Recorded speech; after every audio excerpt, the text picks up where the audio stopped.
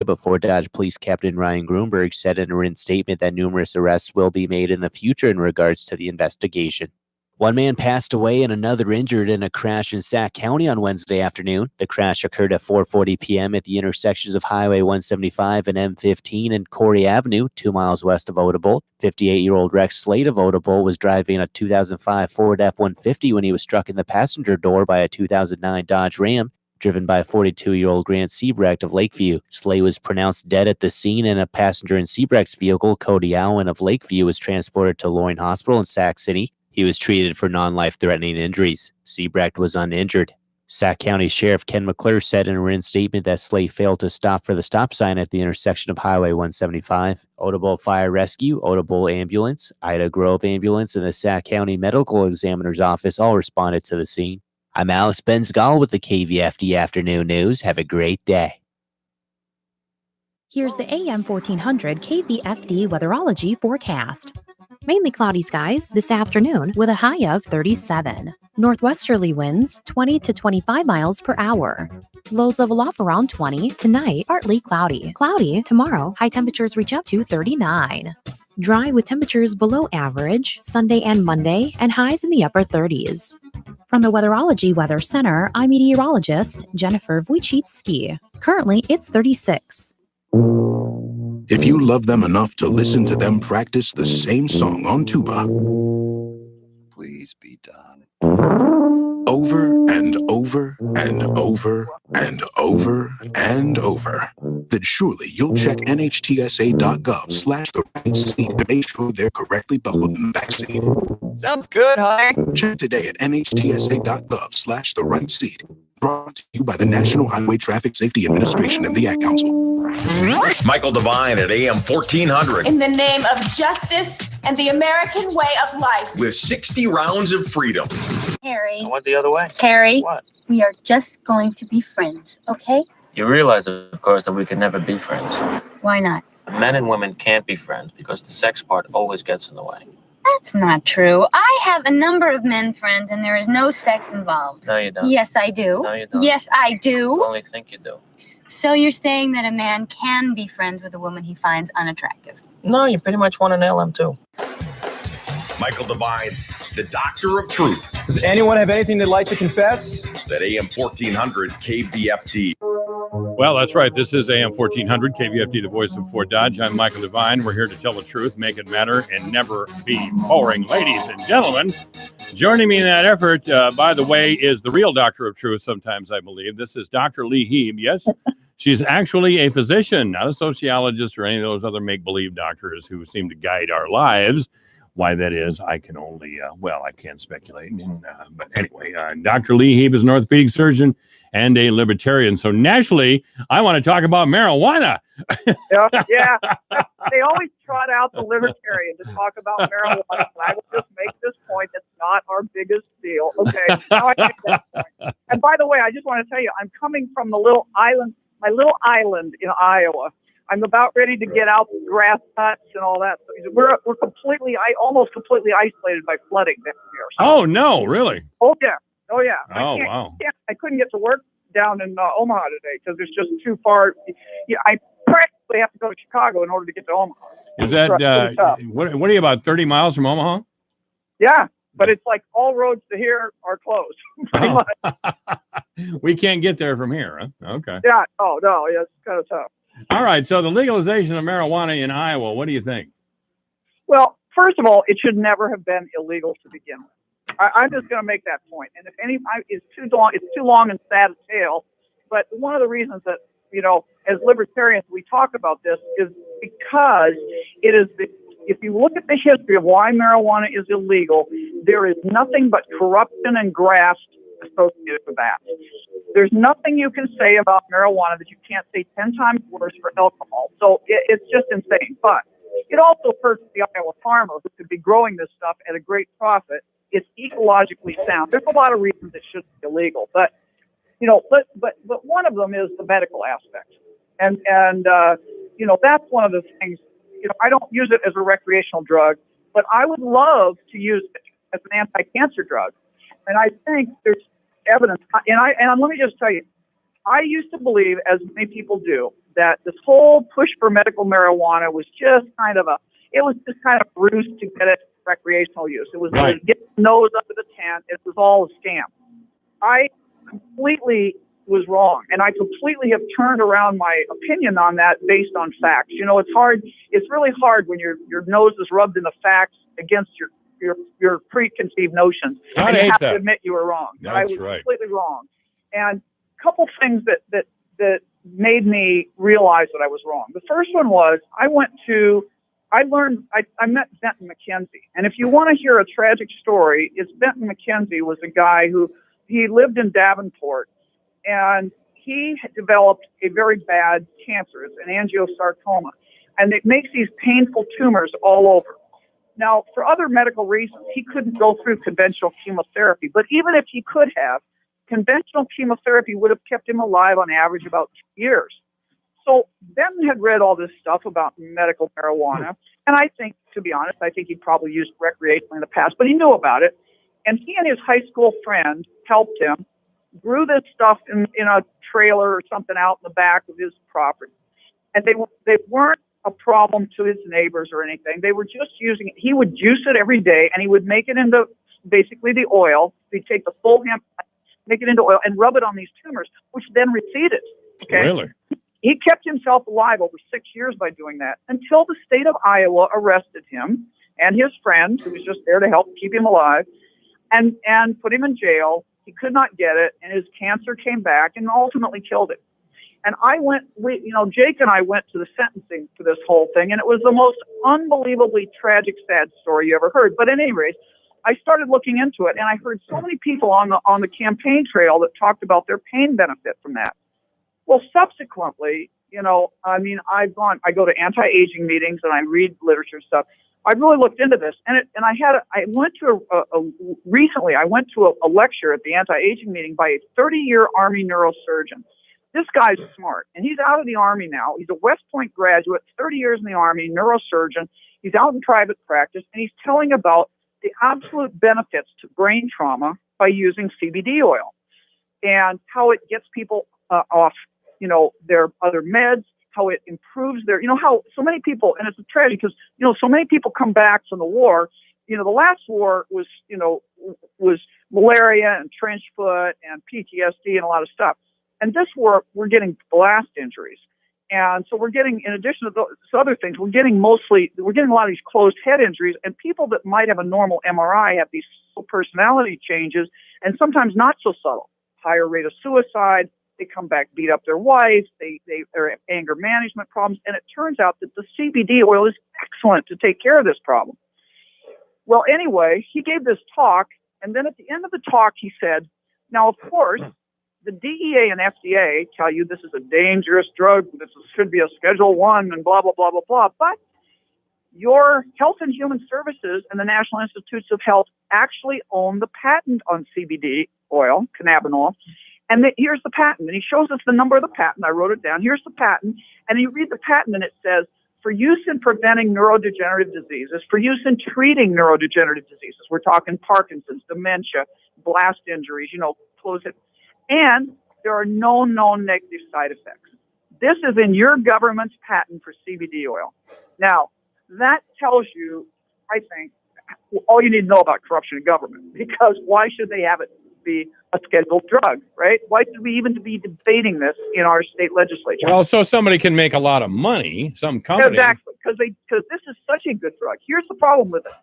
As they've looked into it as an anti-cancer thing, and it is such a good drug that it's going to compete with the pharmaceutical companies that can charge you $30,000 for cancer treatment for a couple doses. I mean, this is what the problem is, I think. But just so people are clear, there's three things that we need to be clear about this. And again, I've learned all this in the last 4 years.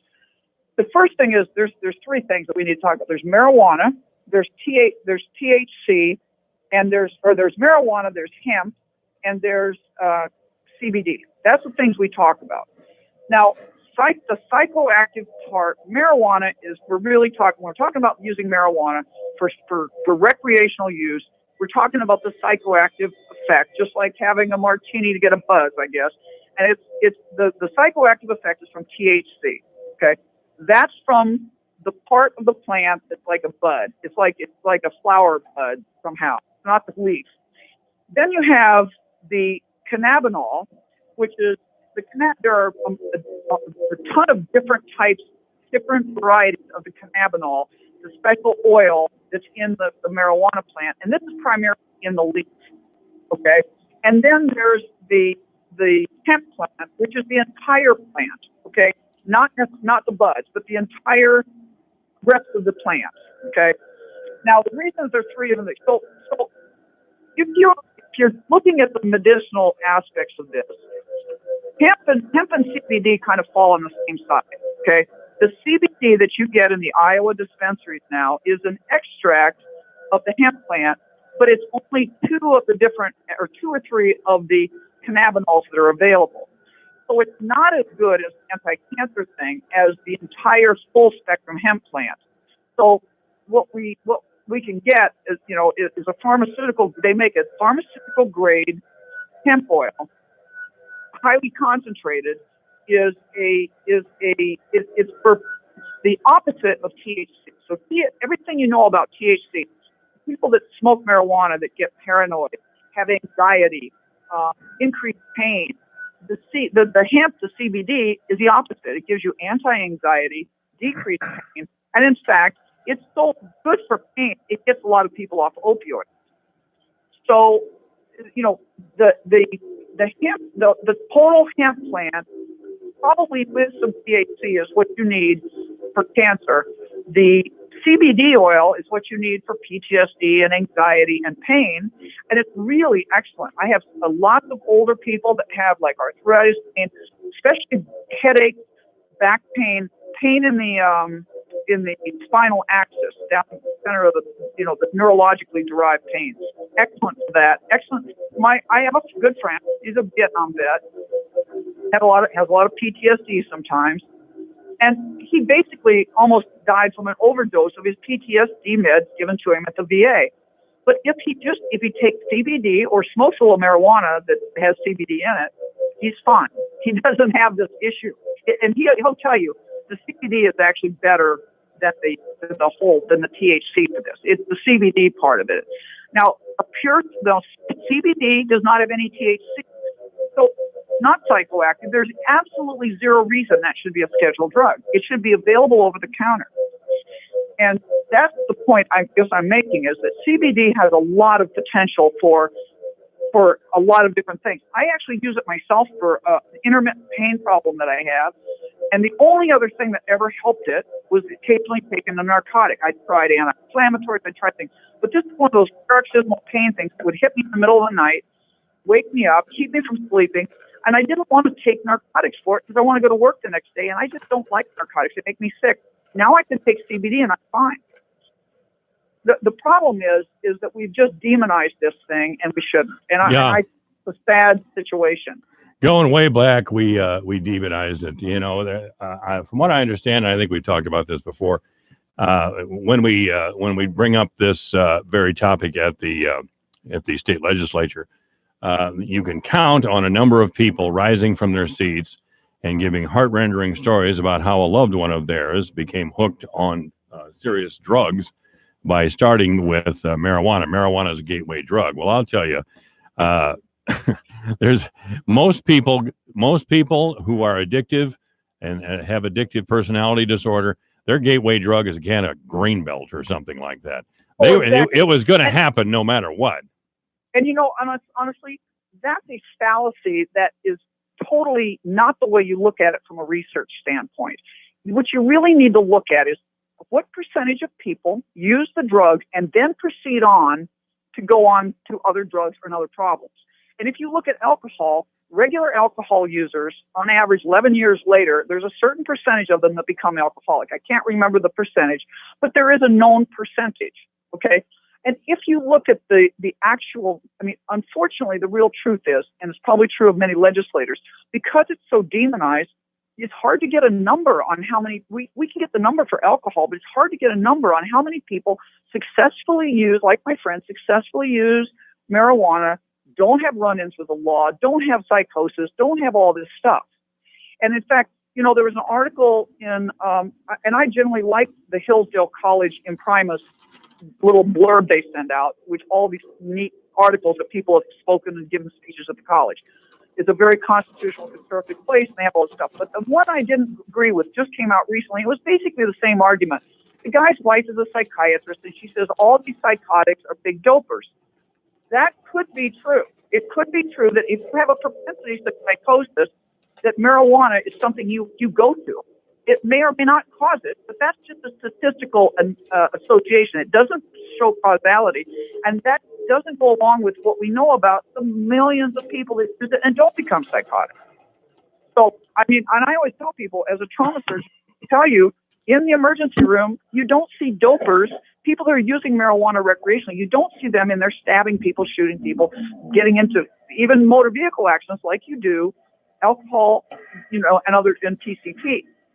There's certain drugs that get you in trouble. And alcohol, cocaine, PCP, speed is the big one. I mean, speed, the tweakers are the big violent people. And it's just in alcohol. So, but from a medical point of view, even if you don't want marijuana in the state of Iowa, the CBD should be over the counter, and we should be letting our farmers grow hemp as much as they want, however they want.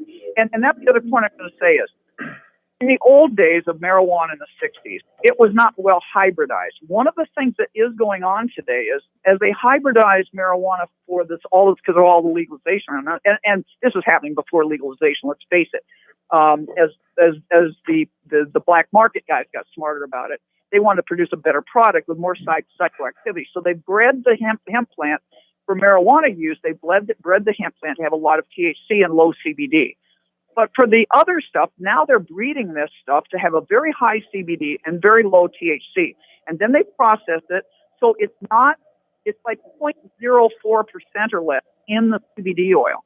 It's not psychoactive. So there's no reason that should be considered a problem, even by the people that have these heart-rending stories about their relatives. It's not the way to look at anything, let alone this. But it shouldn't apply to CBD, even if you want to apply it to marijuana. I guess that's the point medically. Dr. Lee Heba is our guest. We're talking marijuana use, or really CBD, some of the derivatives of the same plant that recreational marijuana comes from. I shouldn't even ask this, but do you have a problem with marijuana being used recreationally in our state? No. Like I say, I personally don't think it should be illegal. Because I don't see the problems with it. Certainly at the level I see the problems with alcohol. Okay. And I tell you, nobody, and everybody says, oh, but somebody might get on the road. Excuse me? Don't we see alcohol related motor vehicle accidents? But we don't bash in people's basement door to make sure they're not having a martini before they get in their car. Okay. They might be committing a crime, but we bash in their door and arrest them, and we fill our jails up with nonviolent offenders because of this stigma about marijuana. And I think not only are we wasting a lot of tax dollars, the other thing that offends me about this thing is that we're wasting our prison space on nonviolent offenders and letting the violent guys out. I don't know how many people realize this, but because there's this 3-time law, you can have your 3 times be marijuana possession, and you go to jail for how many decades that is. But the guys who got his first pop for armed robbery and beating up the Casey's clerk, he now has his sentence reduced by 50% the minute he hits the door, and then he gets another 50% off for good behavior, and he's out in a few years. There's something very wrong about that. There is something very wrong on that, yes. That's not. But anyway, the point about the thing is, I'll tell you what, I think if people really wanted to be healthy, what they do, and I had a farmer tell me this, by the way, we're in these great discussions. Most of the people I talk to understand that it's crazy that it's illegal. And they say in the old days, when we all had it on our farms, which we still do, let's face it, but we let the cows graze in it, and we didn't make a point about extirpating it, getting rid of it. We let the cows graze in it. We had really healthy cows. And my point is, I think we should be able to have it growing wild in our backyard, not worry about it, and go out and chop those leaves off and grind them up and use it as a medicinal weapon. Put it in your stews. Put it in your, it needs to be in greasy things to get the benefit of the CBD. But it's every study that comes out shows the benefits. And, just like people they claim that, certain types of herbal medicines are good. This really is one. By the way, Dr. Hebe, you recommended a week or two ago that I get off cooking oil and into regular lard. So you've converted me to lard. Well, and let me just back up and say, it's in part of a totally good, healthy diet where it's a generally low carb diet, but we were meant to be fat eaters. And, and so we were meant to eat good fats, not man-made fats. All right. I want you to, we're going to have to go here, but I want you to check on something for me.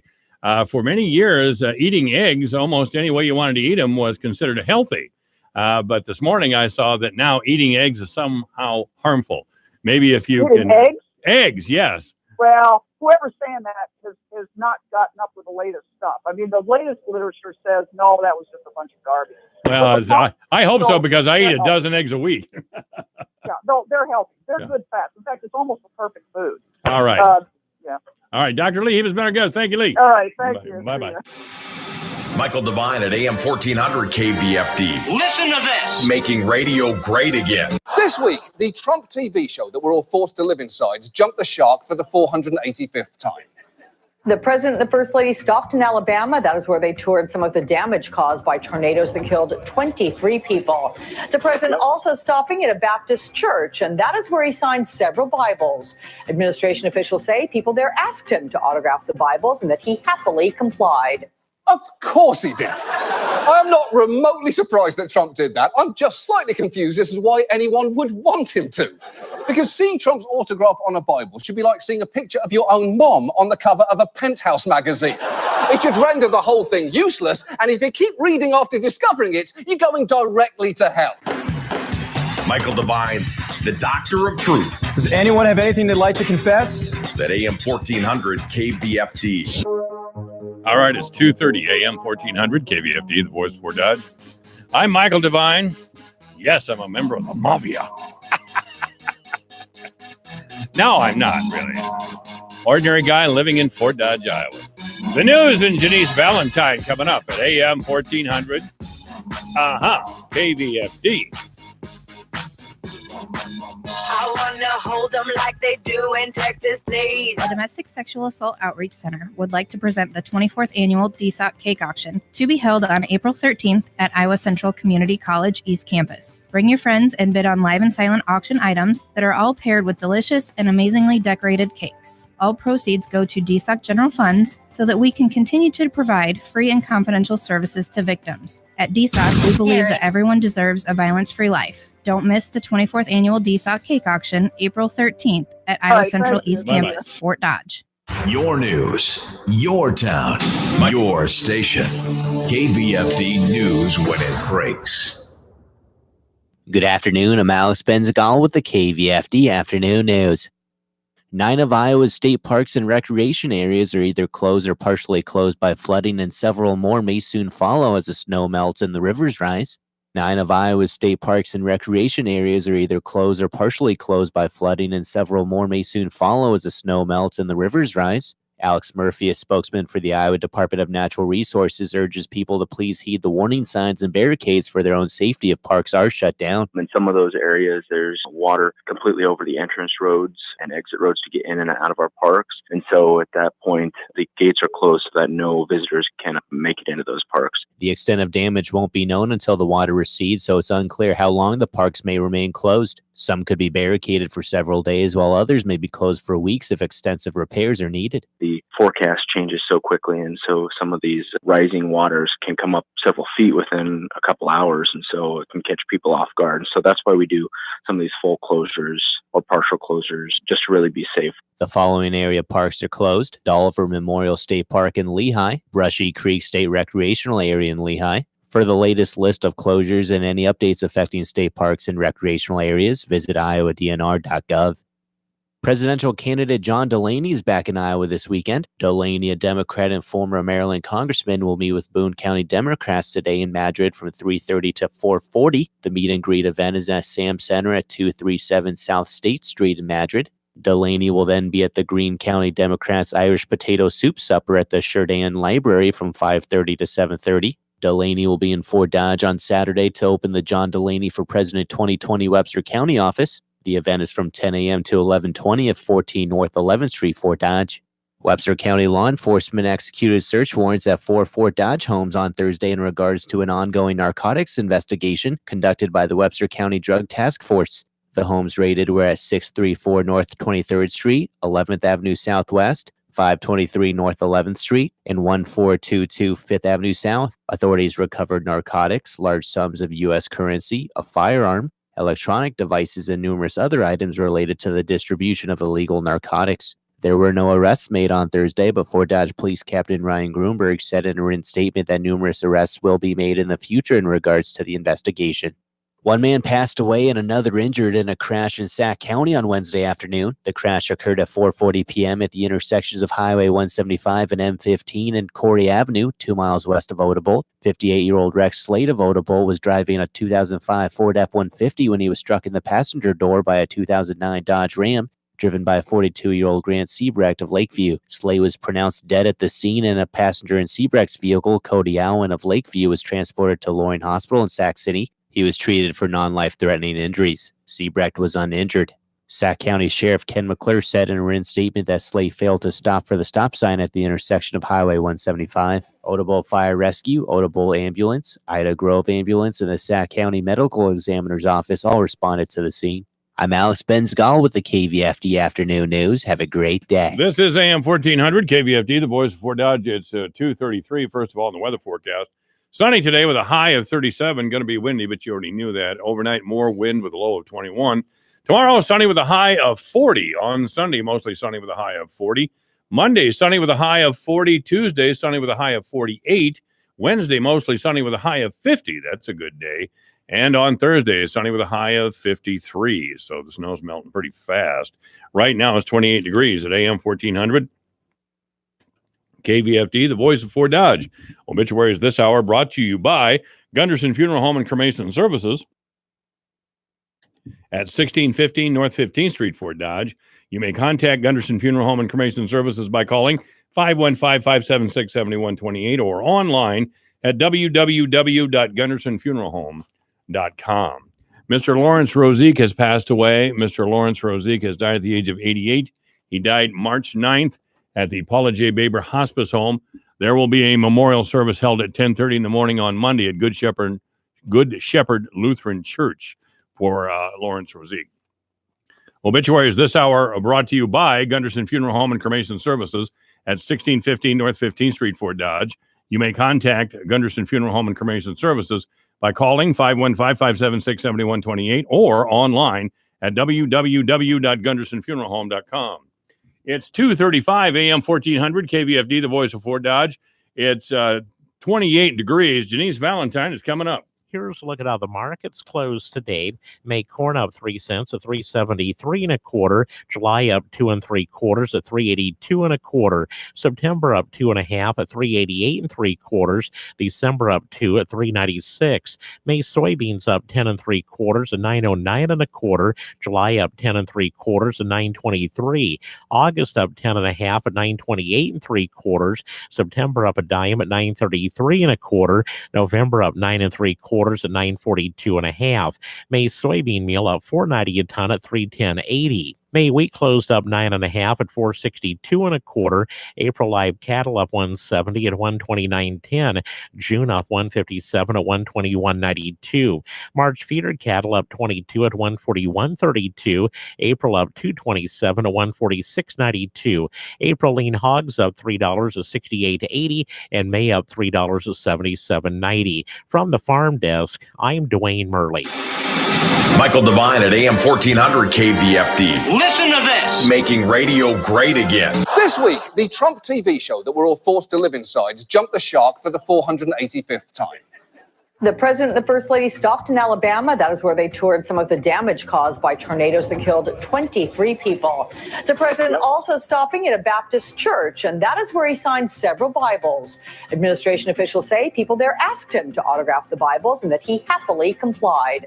Of course he did. I'm not remotely surprised that Trump did that. I'm just slightly confused as to why anyone would want him to.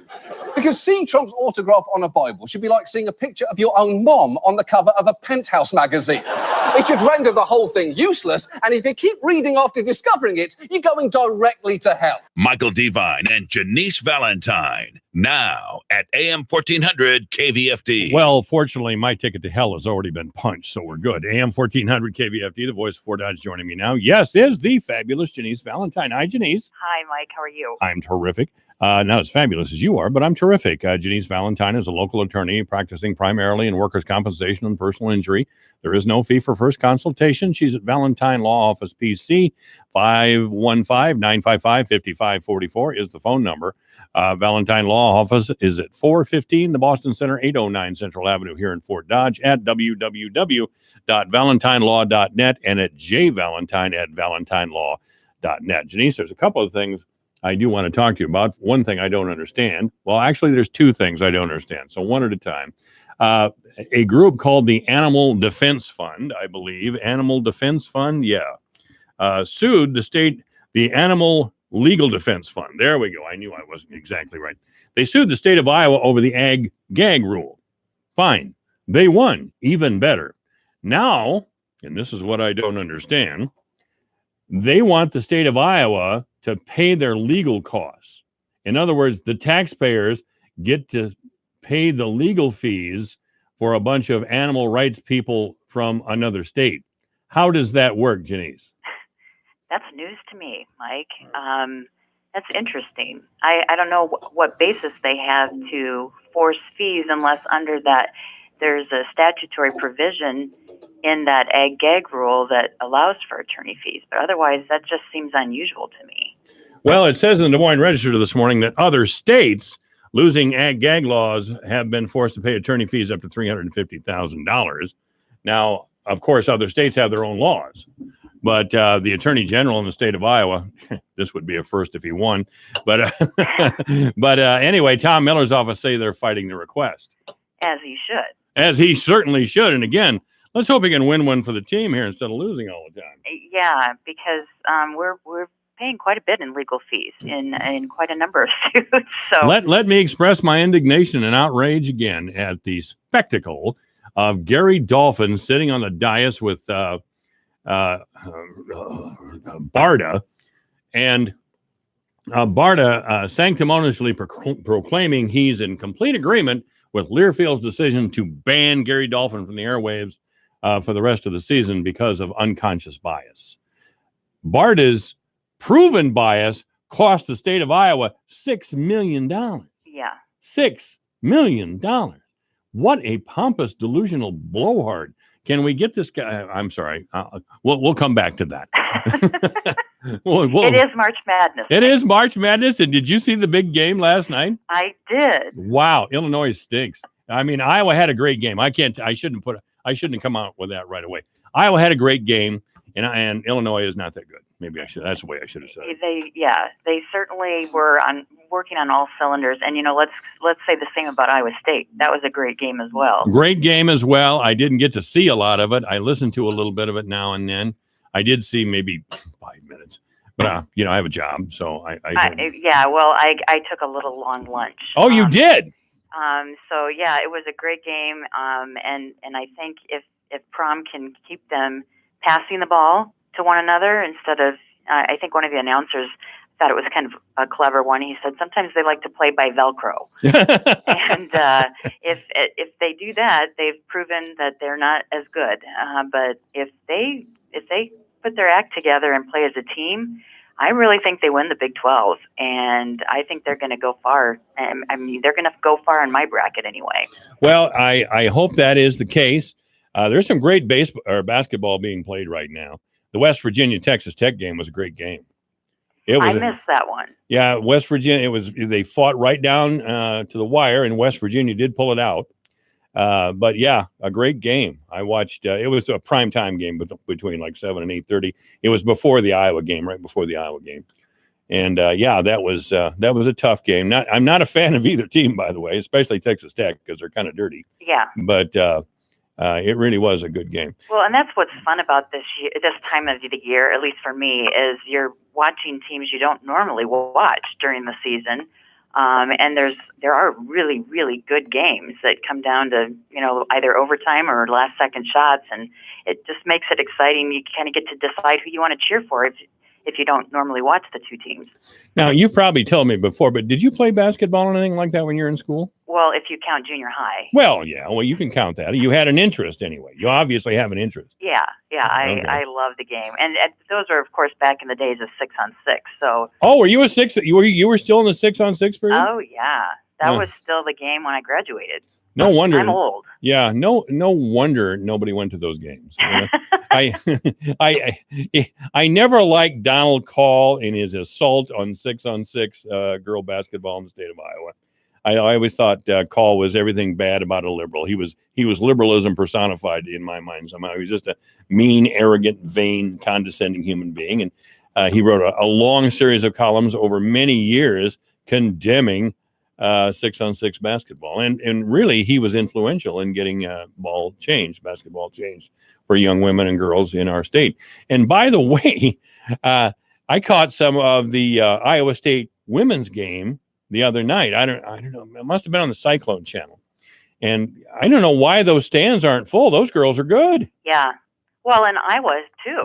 I mean, the girls are outplaying the boys this year. Yeah. In both schools. I guess I don't know about UNI and Drake, but definitely when it comes to Iowa and Iowa State, the girls are outshining the boys. Yeah, and they have a lot of talent on both those teams. And they do. That Megan Gustafson for Iowa is she's the Zion Williamson of girls. I think girls basketball. Yeah, she's a very big girl, and she can shoot from 3-point range. She's something. She is. Yeah. I'm not sure. Where is she from? I don't know either. Well, Gustafson's it's a pretty Swedish, Danish, German name. I mean, got to be Minnesota or Iowa, doesn't it? Oh, got to be. God, I'm thinking of Webster County, actually. We can claim her. We could claim her, absolutely. I'll look it up when we're done here. But of course, I hesitate to talk about this again because we beat it to death. But Mayor Habhab, who is a fine man, I've had the honor and pleasure of meeting former mayor, former Judge Habhab a number of times. And it would be my great pleasure to meet him again anywhere. He had a piece in the Fort Dodge Messenger today supporting the way we choose Supreme Court justices now.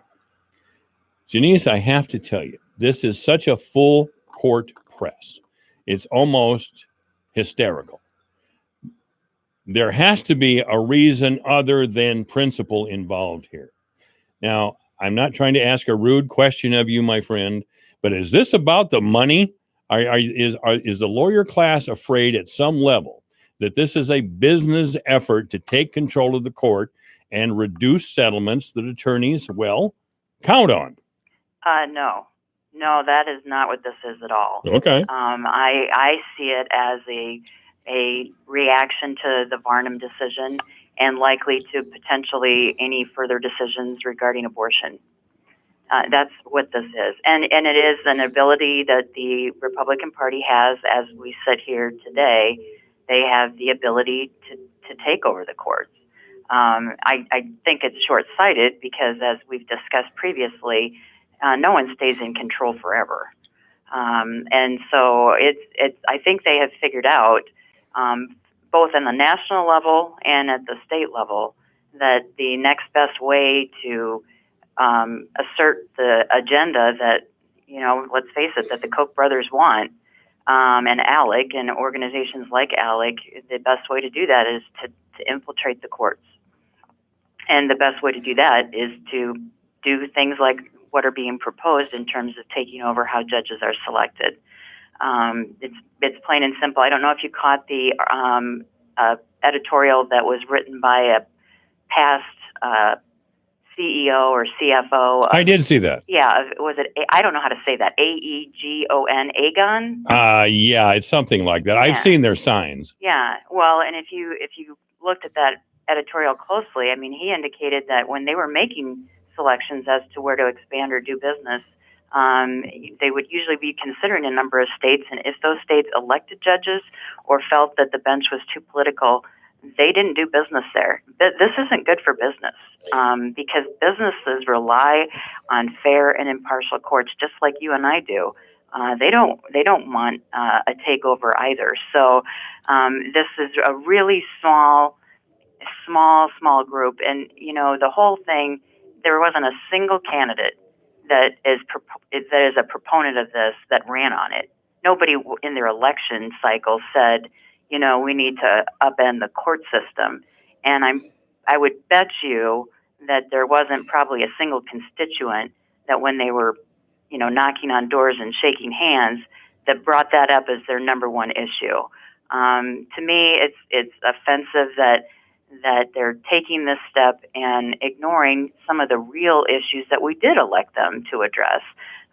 Taxes and education and healthcare. Of course, at the state level, there's limited things they can do with healthcare, but certainly we could be addressing mental health care. And those are the issues that we heard at forums and at, all the different debates. Those are the issues that were talked about. I did not hear a single word about taking over the court system.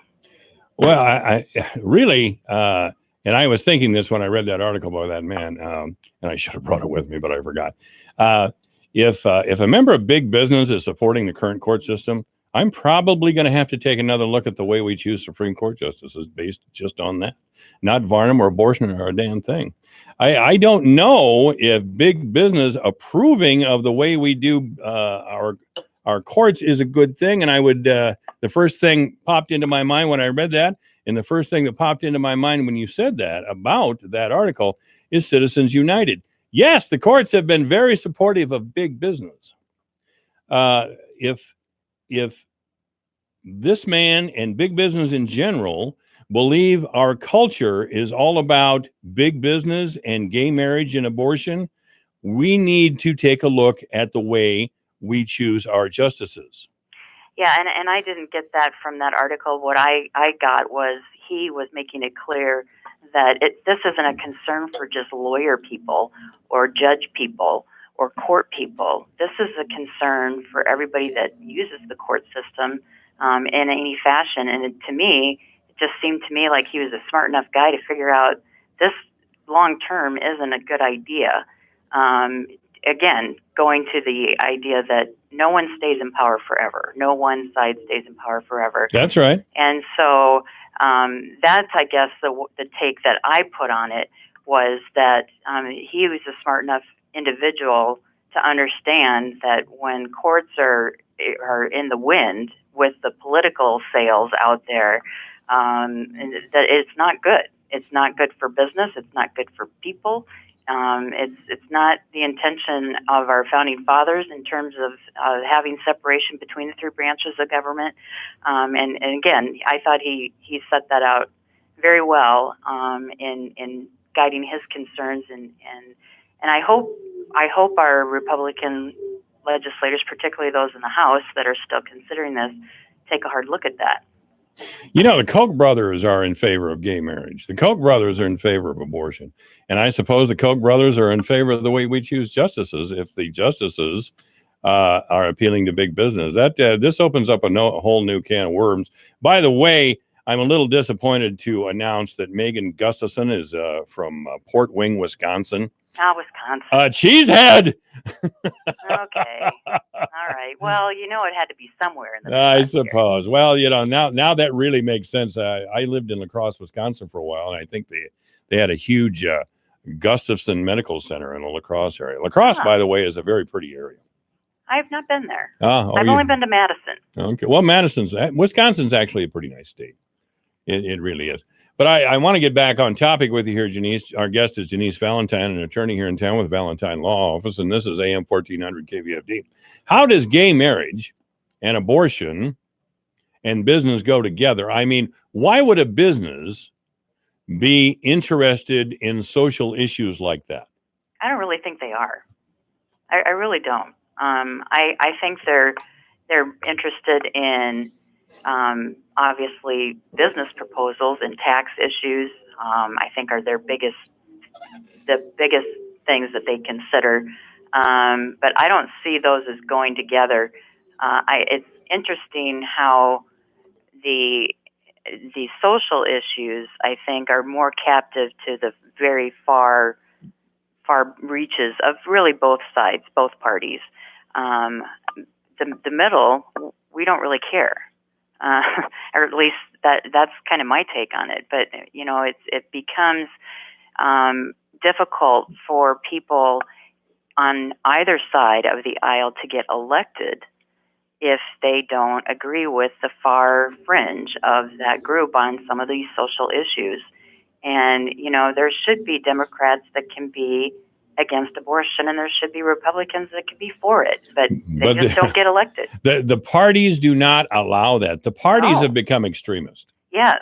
I think it's what's tearing us apart right now, because that's the only voices that get heard. I'm not going to maybe put you in the moderate camp, Mike, but don't put me in the moderate camp. I don't really see myself that way. You can put me in any camp, and I will respect your opinion on that. But I really don't see. I'm a person of some strong passions. I don't see myself that way. Yeah, I guess I think we need to temper those. But again, our voices aren't being heard when it comes to getting elected. Those types of things, and again, we need to look at election turnout, and hopefully more people will start paying attention and making their voices heard in terms of not wanting the extremists to take positions of power. Well, I tell you, especially from the Democratic side, and I spent many years as a Democrat when the party focused on economic issues. They no longer do, at least not for economic issues for the average person in the state of Iowa. But the new Democrats, as I call them, or the liberals, I still call myself a Democrat and them liberals, but the liberals will tell us, and they have told me, and they are educated people in our society, in our area, that Trump is such a mortal threat to our country that we must choose sides. We're none of this moderation stuff, none of that at all. We must get on the right side of history and fight for Trump. On the other side, they're saying Trump is saving our country. Those people are a threat. Look at AOC. Look at Pelosi. Look at that Representative Ilham, is that her name is? The Muslim. AOC. Well, AOC is from New York. I'm trying to. There's a Muslim representative from Minneapolis. Oh, yeah. Ilhan, is that her? I don't know. I'm probably not pronouncing her name correctly. But anyway, the Republicans are saying, look at these people. They're a threat. You must get on our side and fight these crazy liberals. And there we are. And it's really harming our country. I believe it is. I mean, I think that the more divisive we get, the less chance of survival. Now, again, we're not I don't think, the Civil War part yet. So maybe this isn't, a place that we can't get back to at some point. But the rules have definitely changed the last 10 years, and particularly the last 2. Well, when we have idiots like Cory Booker coming around and say, get in people's faces about this, or we have really, there's almost an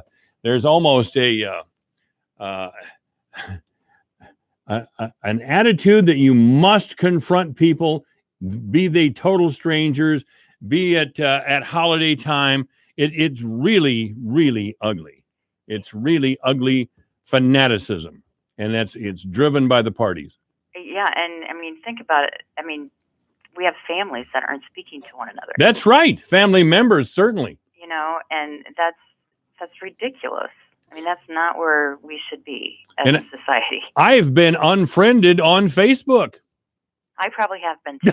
I don't know. Somehow that got to be a big thing. I am going to unfriend you on Facebook. I'm not offended if anyone wants to unfriend me. Unfriend me. Unfriend me. Here's another one. Let's call Alpha Media and get that Catholic Divine fired.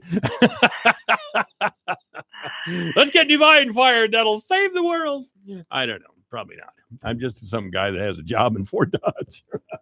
Well, and yeah, I guess we need to take a look at our dialogue that we use, and I think social media is a driver. Let's face it. Oh, it it's is. easy to sit behind a computer keyboard and start flaming people that you may or may not even know, and we see it all too often. And I've seen it a couple times on your site, Mike. Oh yeah, we get flavors on my site. So I think that is a place that we need to kind of govern our conduct a little better as well. But that being said, it is party driven, and it is at the highest levels because, again, like I said earlier, you can't get elected. That's You're right. not willing to just toe the line. And look what happens if you don't toe the line. They'll set you up for failure in terms of putting you up against a primary. All those types of issues come into play, and if we wanted people to just vote party line, why would we even we don't need to send people to Washington or to Des Moines. I mean, they can just vote from their email or whatever. If you're definitely just supposed to vote the party line, there's no point in us paying you to put you in those seats. Right. Well, I tell you, if you really want moderation, legalize marijuana. I'll be mellow Mike in a heartbeat. Really? Yeah, that's right. Oh, yeah. Let's play some Perry Como. All right. If they do that and get rid of daylight savings time, right? There we go. That'll Now save the we're world. there. That's right. All right. Janice Valentine has been our guest. Thank you so much, Janice. Have a great weekend. You too. This is AM 1400 KVFD. I'm Mary Neubauer with the Iowa Lottery. March is National Problem Gambling Awareness Month when we highlight and remind Iowans that help is always available 24/7 here in our state. And I'm Eric Preuss with the Iowa Department of Public Health. Visit yourlifeiowa.org to learn more about problem gambling or to start the conversation with someone who cares by clicking on live chat or by calling 1-800-BETS-OFF. It's free and confidential. And it's something you can do anytime. Around here, life is a continuous circle. We have friend circles, business circles, great work, and occasionally circles under our eyes. At our best, we have a circle of caring people around us. That's the power of Mercy One, a healthcare support network 20,000 strong, personalizing your care by keeping you at the center of everything we do. Mercy One, your best life, our one purpose.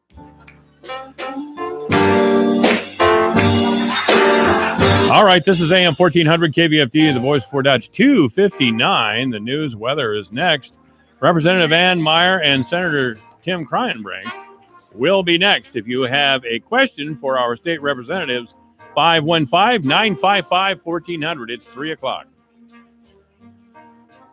Hi, this is Gary Rima, the voice of the University of Northern Iowa Panthers, and this is the home for Panther Sports, the voice of Fort Dodge, KVFD, Fort Dodge. This is a Fox News alert. The president's first veto on Lisa Brady just issued moments ago, striking down the resolution that won final approval yesterday in the Senate to strike down his national emergency declaration for border wall funding. 12 Republican senators voted against this in a stunning rebuke, not to the president's border wall, because most, if not all of those senators support him on the border security, but just on the president circumventing the congressional appropriations process. But the president giving attaboys and attagirls to the senators, 41 of which who stuck with him through this, tweeting out this afternoon, I'd like to thank all of the great Republican senators who bravely voted for strong border security and the wall. This will help stop crime, human trafficking, and drugs entering our country. Watch when you get back to your state. They will love you more than ever before. Fox's John Roberts at the White House. The House already has a veto override vote scheduled later this month, but doesn't have enough support to do it. No Senate vote is planned. Before the veto, the president spoke to the New Zealand Prime Minister, offering any assistance needed after yesterday's deadly mosque attack. 49 people killed, dozens more wounded during Friday prayers at 2 mosques in the city of Christchurch. Police say one of 3 suspects in custody live streamed the start of the attack and posted a manifesto. The gunman makes his motivation very clear: intimidating, repelling, and killing what he repeatedly calls Muslim invaders. He says mass immigration is a threat to civilization, and at one point he poses the question to himself, are you a supporter of President Trump?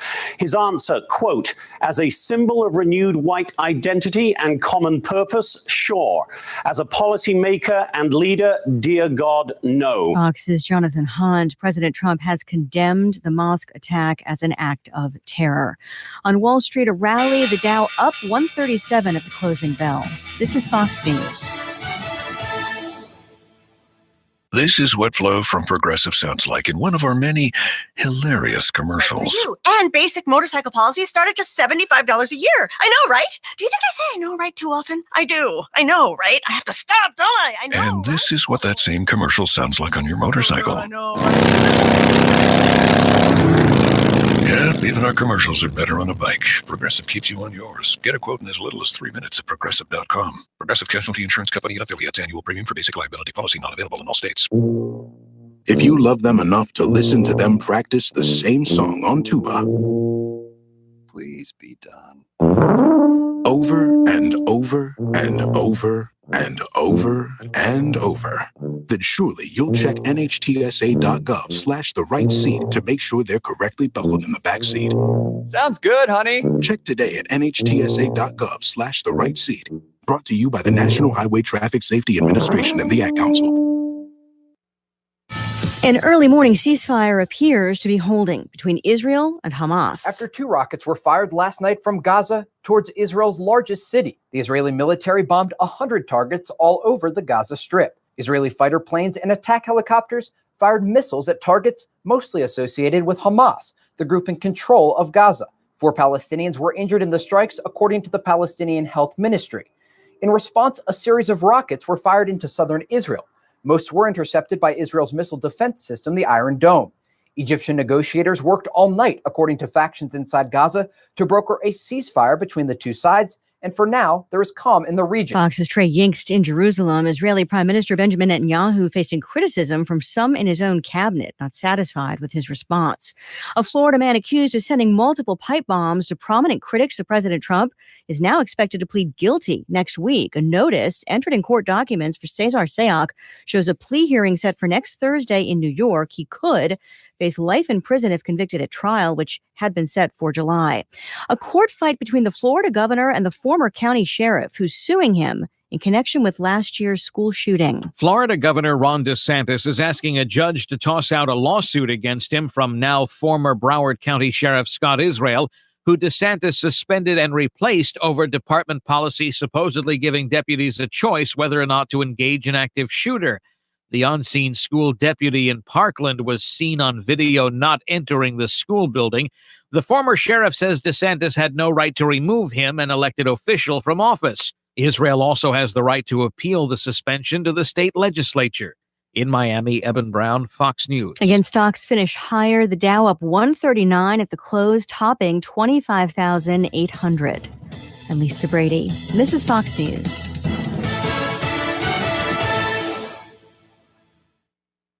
Your news, your town, your station. KVFD News when it breaks. Good afternoon. I'm Alex Benzagal with the KVFD Afternoon News. 9 of Iowa's state parks and recreation areas are either closed or partially closed by flooding, and several more may soon follow as the snow melts and the rivers rise. 9 of Iowa's state parks and recreation areas are either closed or partially closed by flooding, and several more may soon follow as the snow melts and the rivers rise. Alex Murphy, a spokesman for the Iowa Department of Natural Resources, urges people to please heed the warning signs and barricades for their own safety if parks are shut down. In some of those areas, there's water completely over the entrance roads and exit roads to get in and out of our parks. And so at that point, the gates are closed so that no visitors can make it into those parks. The extent of damage won't be known until the water recedes, so it's unclear how long the parks may remain closed. Some could be barricaded for several days, while others may be closed for weeks if extensive repairs are needed. The forecast changes so quickly, and so some of these rising waters can come up several feet within a couple hours, and so it can catch people off guard. And so that's why we do some of these full closures or partial closures, just to really be safe. The following area parks are closed: Dolliver Memorial State Park in Lehigh, Brushy Creek State Recreational Area in Lehigh. For the latest list of closures and any updates affecting state parks and recreational areas, visit iowadnr.gov. Presidential candidate John Delaney is back in Iowa this weekend. Delaney, a Democrat and former Maryland congressman, will meet with Boone County Democrats today in Madrid from 3:30 to 4:40. The meet and greet event is at Sam Center at 237 South State Street in Madrid. Delaney will then be at the Greene County Democrats' Irish Potato Soup Supper at the Jourdan Library from 5:30 to 7:30. Delaney will be in Fort Dodge on Saturday to open the John Delaney for President 2020 Webster County office. The event is from 10 a.m. to 11:20 at 14 North 11th Street, Fort Dodge. Webster County law enforcement executed search warrants at 4 Fort Dodge homes on Thursday in regards to an ongoing narcotics investigation conducted by the Webster County Drug Task Force. The homes raided were at 634 North 23rd Street, 11th Avenue Southwest, 523 North 11th Street, and 1422 5th Avenue South. Authorities recovered narcotics, large sums of U.S. currency, a firearm, electronic devices, and numerous other items related to the distribution of illegal narcotics. There were no arrests made on Thursday, but Fort Dodge Police Captain Ryan Grunberg said in a written statement that numerous arrests will be made in the future in regards to the investigation. One man passed away and another injured in a crash in Sac County on Wednesday afternoon. The crash occurred at 4:40 p.m. at the intersections of Highway 175 and M15 and Corey Avenue, 2 miles west of Odebolt. 58-year-old Rex Slade of Odebolt was driving a 2005 Ford F-150 when he was struck in the passenger door by a 2009 Dodge Ram, driven by a 42-year-old Grant Siebrecht of Lakeview. Slade was pronounced dead at the scene, and a passenger in Siebrecht's vehicle, Cody Allen of Lakeview, was transported to Loring Hospital in Sac City. He was treated for non-life-threatening injuries. Siebrecht was uninjured. Sac County Sheriff Ken McClure said in a written statement that Slade failed to stop for the stop sign at the intersection of Highway 175. Odebolt Fire Rescue, Odebolt Ambulance, Ida Grove Ambulance, and the Sac County Medical Examiner's Office all responded to the scene. I'm Alex Benzgal with the KVFD Afternoon News. Have a great day. Here's the AM 1400 KVFD weatherology forecast. Mainly cloudy skies this afternoon with a high of 37. Northwesterly winds 20 to 25 miles per hour. Lows level off around 20. Tonight, partly cloudy. Cloudy tomorrow, high temperatures reach up to 39. Dry with temperatures below average Sunday and Monday and highs in the upper 30s. From the Weatherology Weather Center, I'm meteorologist Jennifer Wojcicki. Currently, it's 37. Gunderson Funeral Home and Cremation Services. Oh, why not just cremate me when I'm gone? Sounds simple, doesn't it? However, there are many options to consider when cremation is chosen. From simple to detailed, we at Gunderson Funeral Home and Cremation Services can help you create a unique commemoration. Gunderson Funeral Home and Cremation Services. This is Chris Heslop with Star Energy FS. I understand that time is a precious commodity, especially when it comes to your operation. That's why I am dedicated to be the best at providing business solutions for your operation. FS proudly supports the local communities we serve and is committed to helping your operation continue to run smoothly so that you can spend more time with those you care the most about. Star Energy FS is your local, reliable supplier for fuel, lubricant, and propane needs. FS, the people and the products to take you further. It's gift time at Merle Norman. Right now, with the purchase of 2 or more products, you'll receive a travel size set of brightening beauty essentials to keep you gorgeous and glowing this spring. While you're in, freshen up your look with our latest spring color collection. You'll be right on trend with coral and pink shades for lips and cheeks and earthy neutrals for the eyes. Refresh your look and receive a free gift at Merle Norman, located inside Mary Kay's Gifts and Home Decor, 1108 Central Avenue, downtown Fort Dodge. Your gift is free with the purchase of 2 or more Merle Norman cosmetic products. Cosmetic accessories not included. Offer valid while supplies last. Participating Merle Norman Cosmetic Studios beginning March 1st, 2019. Limit 1 per customer. They reserve the right to substitute individual components of gift. Connect to this radio station from all across the country. Take us to the gym, shopping. How about a road trip? Listen to us now on the free iHeartRadio app. You'll never miss a moment with your favorite radio station. Download the free iHeartRadio app and search for the station so we can go wherever you want us to. It's Michael Devine at AM 1400. In the name of justice and the American way of life. With 60 rounds of freedom. Harry. I went the other way. Harry. What? We are just going to be friends, okay? You realize, of course, that we can never be friends. Why not? Men and women can't be friends because the sex part always gets in the way. That's not true. I have a number of men friends and there is no sex involved. No, you don't. Yes, I do. No, you don't. Yes, I do. You only think you do. So you're saying that a man can be friends with a woman he finds unattractive? No, you pretty much want to nail him, too. If you don't listen to him, you suck. He's sneaky, but he's right. Michael Devine at AM 1400 KVFD. All right, this is AM 1400, KVFD, the voice for Dodge. Yeah, I'm Michael Devine. We're going to tell the truth, make it matter. We're never going to be boring. That's the good part. We seem to be missing a very large presence in the studio. We do have Representative Ann Meyer here. Hi, Ann. Hi, Mike. I'm always delighted to see you. You're always on time. Crayon Brink, I'll tell you what is wrong with this guy. He's fashionably late all the time. It's fashionably late. You know, the Senate, and not to disparage anybody, but the Senate always seems they gavel in later than we do, and Is that what it is? And they always seem to leave earlier. Than Well, we you do. know, and Tim's a little concerned about being seen in the correct way, and he probably has to pay attention to his hair and the way he's dressed. But he did say he was going to be here, so I noticed that he's not. So, but we're fortunate to have Representative Ann Meyer here, and of course, we're through Funnel Week. We're through Funnel Week. This week was our first week of debating bills on the floor, and it's a very interesting process. And you hear, I watched it myself on the legislative website for a few years now, and kind of thought I knew what was going on, but it's really different when you're in the mix of it. I did run 3 bills this week on the floor, which was very exciting. Look out, for me. Ann. I All know. right. So the first one I was pretty, hands were trembling a little bit, but I did get through it, and that was probably my most important one. What do you mean when you run a bill? What do you have to do when you run a bill? Well, from the beginning of the process, we're assigned people write bills, and then they're assigned to certain committees, and then through my committee chair, I'm assigned certain bills, and the first thing you do is hold a subcommittee, which is about 3 people, and then the public. So lobbyists and anyone from the public who wants to speak on this. And if it's just a kind of a boring code cleanup bill, there's really not a lot of people in the subcommittee. But if it's something controversial or important to people, we do have a lot of people in the lobby when we're running the subcommittee. That's the time for public input, is when we run the sub. Mm-hmm. And then once we pass it through sub, it goes to full committee. And then that's the end of public comment on the record.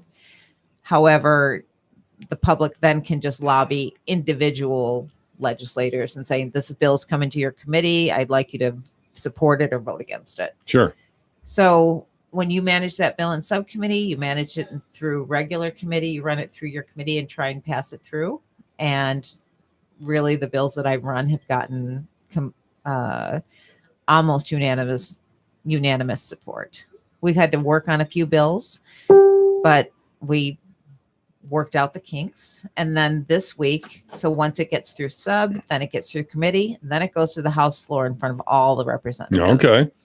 So you get up and you tell what your bill does, and you take questions.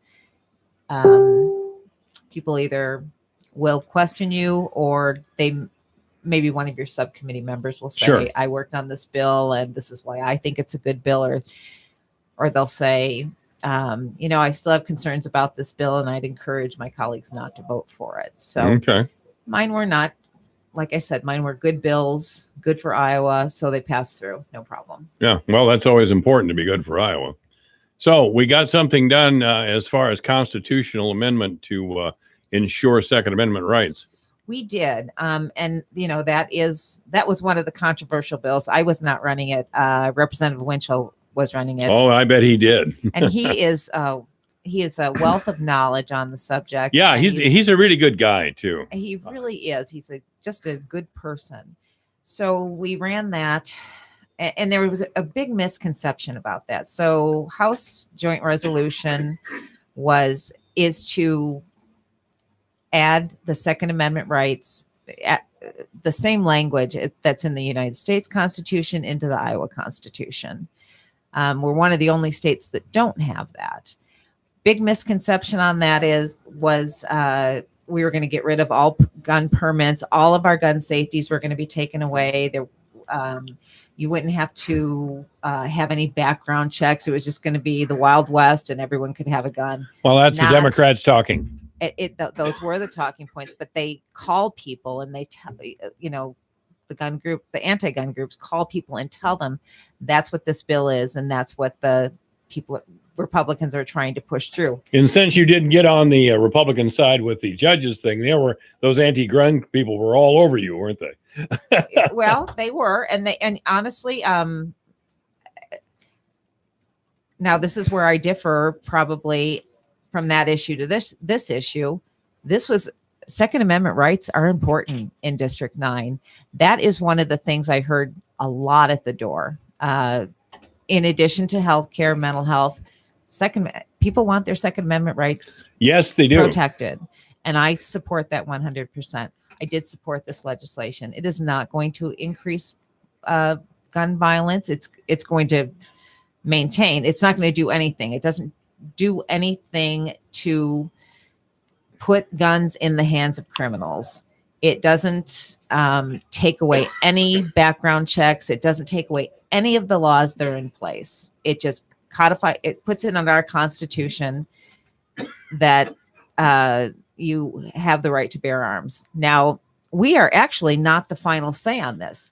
So it has to go through 2 assemblies. So it went through our assembly, and I think it already went through the Senate as well. So governor has to sign it.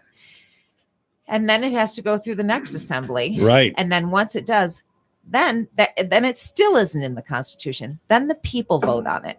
So we just made it so that the people can vote on it. The people are going to have the final vote on this. And that's the good news. That is the good news. I just got a text from Senator Cranbrook. He says he's coming. I don't know.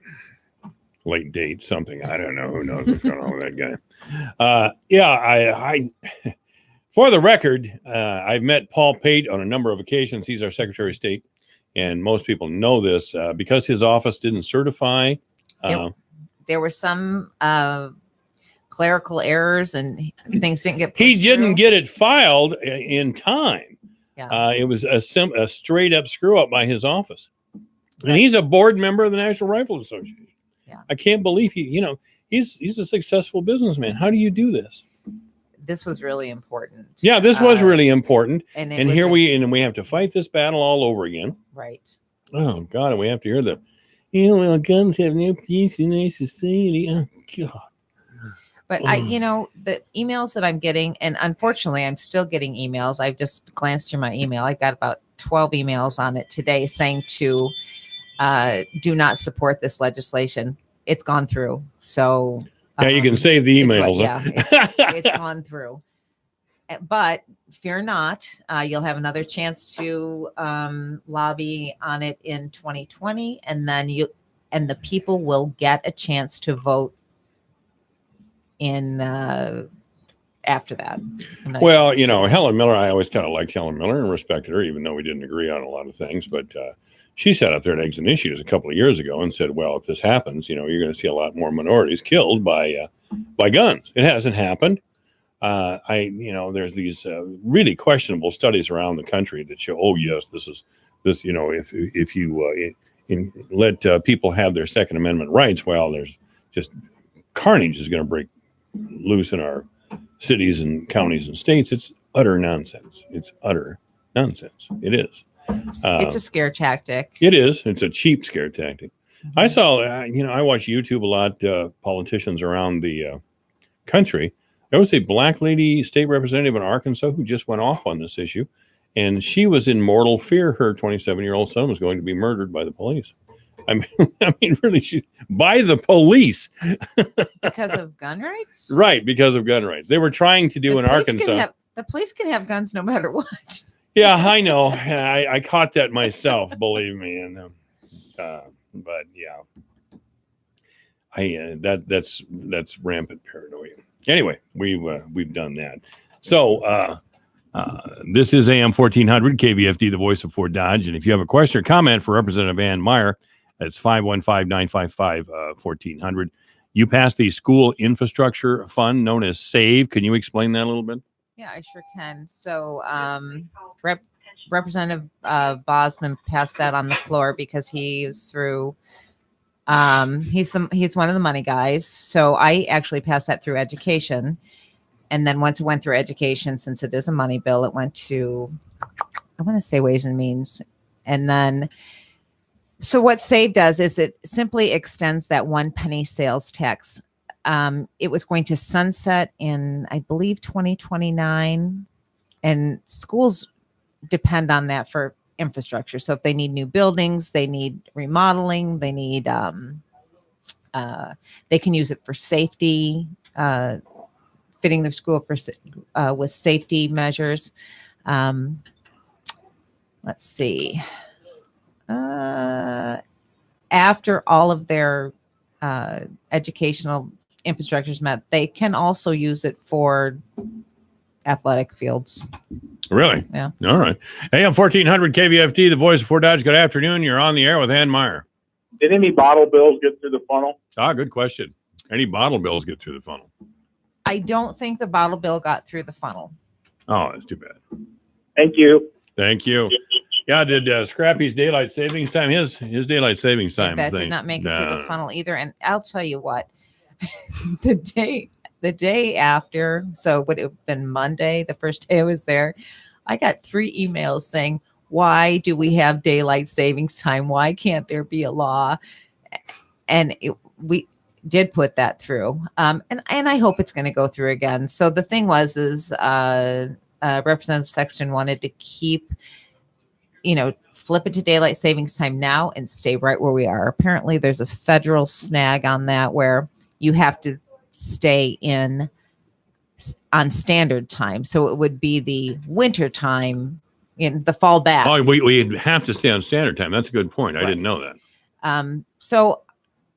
And then it was just not brought forward anymore. I think Mike said something about sending a resolution to the White House saying, let us choose daylight savings time. And so hopefully in the next legislative session, we'll be able to get that through. Everyone hates, I don't think anyone really minds falling back, but man, does everyone hate springing forward. Yeah, they don't. It's just, it's just not popular anymore. I mean, it was something that happened quite a long time ago. Mhm. It mainly to give agricultural people an extra hour, so supposedly, Sure. to do early morning field work before the kids went to school. Well, we don't have that sort of culture anymore. We don't have that sort of economy anymore. Right. We just have illegal immigrant slaves we turn out in the fields. Oh, Mike. You're a hoot. Thank you very much. But there's really no reason for daylight savings time anymore. There really isn't. Ann Meyer is our guest. So again, if you have a question, call Ann now. You were about to say something. And I I'm was sorry. gonna, finish up about the Save Penny. So it will also give a certain amount of property tax relief. Oh, look at this guy! Just in, what? You were late for the prom, and they threw you out of the car when you wouldn't. I had to come in and defend my honor. I was beginning to wonder if something didn't happen here. Well, something did happen, and it's a long story, but I bet it's a good one, though. it is good. All right, go ahead, Tim. Go ahead. Go ahead. What were you talking about? You were doing such a good job. We were just talking about daylight savings time, but somehow I think you're thrown out of the car on prom night story is probably better. Is it? Well, I'll just tell you about the Save Penny. All right, Save Penny. I'm sorry. It was extended to 2051. Okay, end of story. Now you can. Well, that's in your side, right? You did And vote yes. that through, so it's now it's And over you to us. passed it as well, correct? The Yeah, Senate- we haven't not done it yet. It's maybe out of committee, but it hasn't been on the floor. Okay. 'Cause, I've heard that you senators show up late regularly, and you get your chamber underway a little bit later, and you're just kind of, leave earlier. leave early. Just We get kinda- business done quickly Oh, you do. and efficiently. Ah, That's the way every government should run. so you can go over to Carl's later on, or You know what? We're told that the more time we spend in session, the more damage we do. So just get in there, get your work done, and go home. That's what our motto is. Is that right? So Mhm. what? The session's wrapping up today, or what? What you're talking about? That would be nice. I think Representative Meyer would also agree with that. It'd be nice if it was. I do want to ask you about the Second Amendment bill. Ann and I were talking about it, and she was pretty sure that it passed through the House and Senate. Is that true? Basically, what it does is, I think we had companion bills. They were both run within a day of each other, and basically it's sent down to the governor. Now, remember, that's just it's not a bill. I guess I shouldn't have called it a bill. It's it's a resolution that has to be passed 2 different general assemblies. So this is what happened last year. We had it done. Then our Secretary of State didn't file the proper paperwork. So it I can't believe Pete did that. I was telling that to Ann. so it nullified the action that we took on the floor. Then we would have actually had it finished right now. Because we would have had to pass it again, and then in 2020 it would have gone to the voters on the next ballot. But now we're going to have to wait till 2024. So tell me what the difference is between a bill and a resolution. Well, a resolution is what you have to pass to make a constitutional amendment to the Constitution of the state of Iowa. It's So you got to pass it twice, a resolution twice, and that has to be then send it. passed in both in two separate general assemblies. So a general assembly lasts 2 years. So that's why when we pass it now, we have to actually wait till 2022 to pass it again. And then, well, it should actually be 2021, I guess. And then it would be ready to go onto the actual ballot in 2022. I'm sorry, I said 24, but it's 22. Okay. So then if the voters then agree with that constitutional amendment, then it'll become part of our Constitution. And all it really does is it just it strengthens the wordage and adds the Second Amendment with strong language into the Iowa Constitution. And it is strict scrutiny is basically the words that are going in. I don't know if Ann had talked about that. But right now, there's a couple decisions in the Iowa Supreme Court or in the U.S. Supreme Court in as far as gun rights are concerned in the Second Amendment, that it was actually a 5-4 decision. So if there's a 5-4 decision and it says you should have the right to defend yourself, and there's 4 of them that don't think that Second Amendment says what it is, it's a living, breathing document. Yes. Then that shows we're pretty close. If one more person would have flipped, that would have become the new law of the land. Right. So that's why Iowa is taking special steps to make sure that the highest scrutiny has to go on this before any Supreme Court justice can change that word. Yeah, well, we'll talk about the Supreme Court in the next half hour. But I would just like to add for the record that it is really insulting to hear senators like Herman Quirmbach of Ames talk about this Second Amendment right as if it were some kind of public threat. Now, there was another outrage this time over in New Zealand, and people in the United States, including Beto O'Rourke, are kind of blaming the NRA and the United States and Trump. Now, tell me how that works.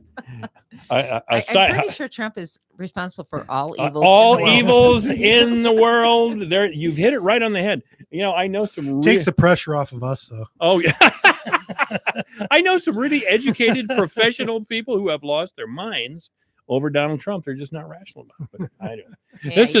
I'm sorry. I just got a text that said Donald Trump tweeted out this week that he would support daylight savings change. That's pretty radical. It's on his Facebook page. You know Tim Kapushian. I do. Nice He guy. said that heart attacks go up 20% on the change of daylight savings time. There's also some stuff apparently in records somewhere that pregnancies are there. It's harder on pregnancies when the daylight savings time. I mean, there's studies have been done on a lot of things. Boy, some old people figured that. I out.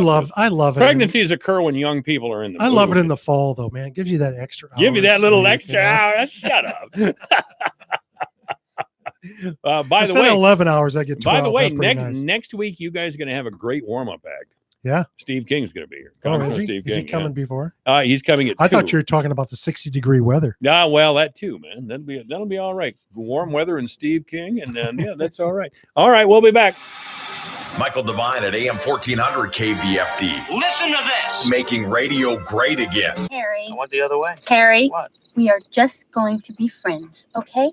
You realize, of course, that we can never be friends. Why not? Men and women can't be friends because the sex part always gets in the way. That's not true. I have a number of men friends and there is no sex involved. No, you don't. Yes, I do. No, you don't. Yes, I do. You only think you do. So you're saying that a man can be friends with a woman he finds unattractive? No, you pretty much want to nail him too.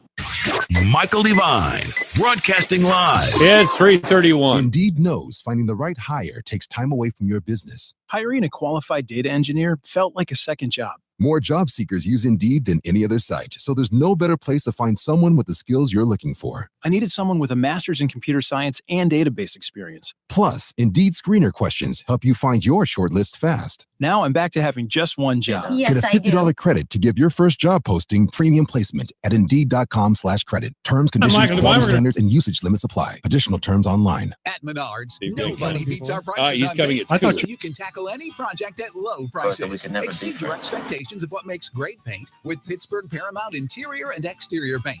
It provides the most advanced protection in true one-coat coverage. Save $10 a gallon after mail-in rebate on Pittsburgh Paramount paint. Now, during Menards, think spring sale. Nobody beats our prices at Menards. Sale prices good through March 16th. Save big money at Menards. If you love them enough to listen to them practice the same song on tuba, Please be done. over and over and over and over and over, then surely you'll check NHTSA.gov/the right seat to make sure they're correctly buckled in the back seat. Sounds good, honey. Check today at NHTSA.gov/the right seat. Brought to you by the National Highway Traffic Safety Administration and the Ad Council. Powerful, effective, proven, tough, consistent, reliable. A lot of adjectives can describe a herbicide's weed control, but one only applies to Liberty herbicide. Superior. Liberty herbicide has no known resistance in row crops, more convenient application flexibility, and excellent control of key weeds. All backed by the Liberty Weed Control Guarantee. Learn more at liberty.basf.com. Grow smart with BASF. Always read and follow label directions. Hey man, broke down again? What is it this time? Ugh. Looks like my sprayer pump is blown a seal. Got another ball valve leaking.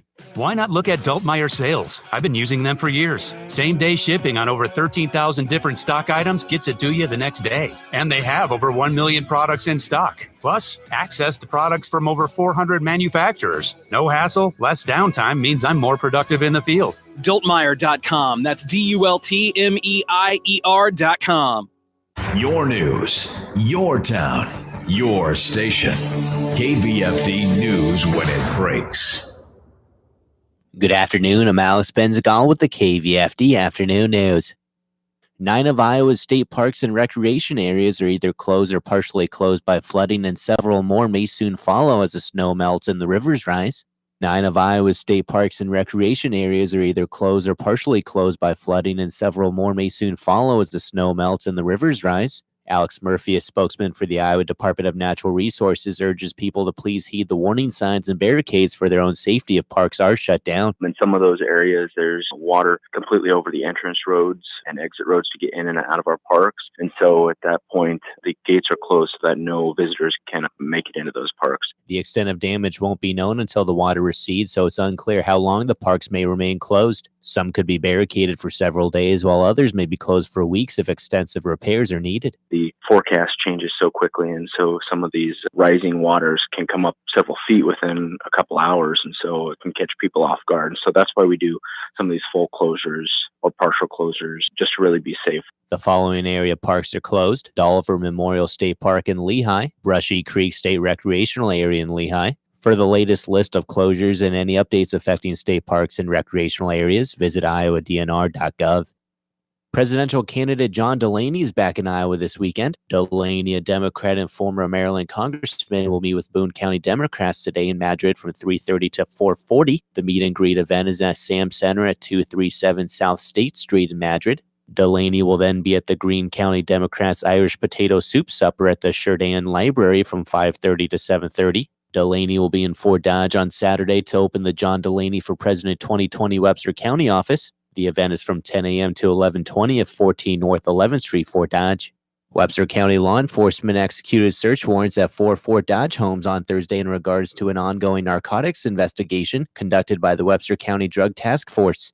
The homes raided were at 634 North 23rd Street, 11th Avenue Southwest, 523 North 11th Street, and 1422 5th Avenue South. Authorities recovered narcotics, large sums of U.S. currency, a firearm, electronic devices, and numerous other items related to the distribution of illegal narcotics. There were no arrests made on Thursday, but Fort Dodge Police Captain Ryan Grunberg said in a written statement that numerous arrests will be made in the future in regards to the investigation.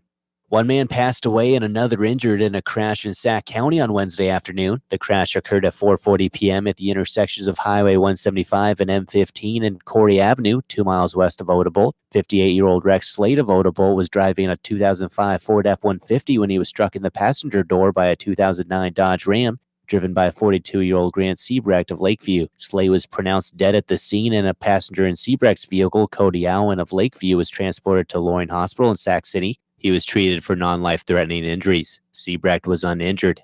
Sac County Sheriff Ken McClure said in a written statement that Slade failed to stop for the stop sign at the intersection of Highway 175. Odebolt Fire Rescue, Odebolt Ambulance, Ida Grove Ambulance, and the Sac County Medical Examiner's Office all responded to the scene.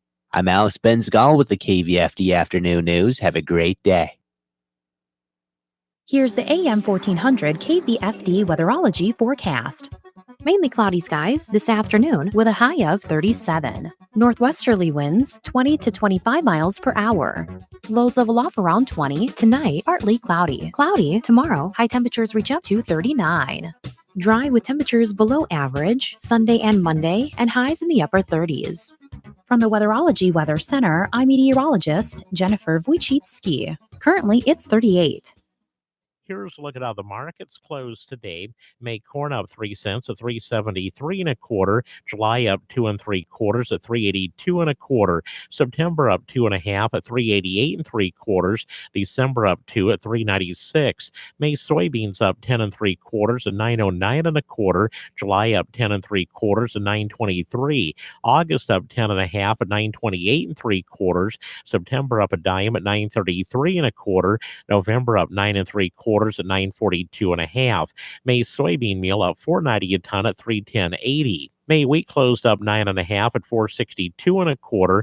April live cattle up $1.70 at $129.10. June up $1.57 at $121.92. March feeder cattle up 22 at $141.32. April up $2.27 at $146.92. April lean hogs up $3 at $68.80 and May up $3 at $77.90. From the farm desk, I'm Dwayne Murley.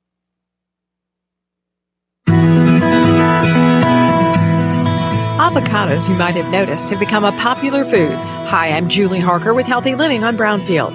Avocados are the basis of guacamole, and that's how most are consumed, but there are many other ways. Guacamole is a primary dish, and it's the way that consumers consume it throughout the United States, whether it's at a restaurant, at home, at a party, breakfast, even for breakfast on toast. Mashing the avocado is a very easy thing to do. Emiliano Escobedo is with the Haas Avocado Board. We're promoting avocados in addition to on toast for breakfast, in smoothies, in ice creams, for baking. You can bake with avocados. You can add an avocado to a smoothie and make it a creamy nutrition powerhouse. Of course, Mexican food has risen in popularity, but avocados go beyond the Mexican food, beyond sushi. You now see them in traditional, typical American cuisine, whether it's modern cuisine or traditional cuisines of the United States. But he says there are some people who've never tried an avocado. There are a lot of consumers in the U.S. that don't even know what an avocado is to begin with. So we've educated these consumers to understand what an avocado is, how to ripen the avocado, how to serve it, how to slice it, and even store it. That's some of the work that we've done in many parts of the U.S.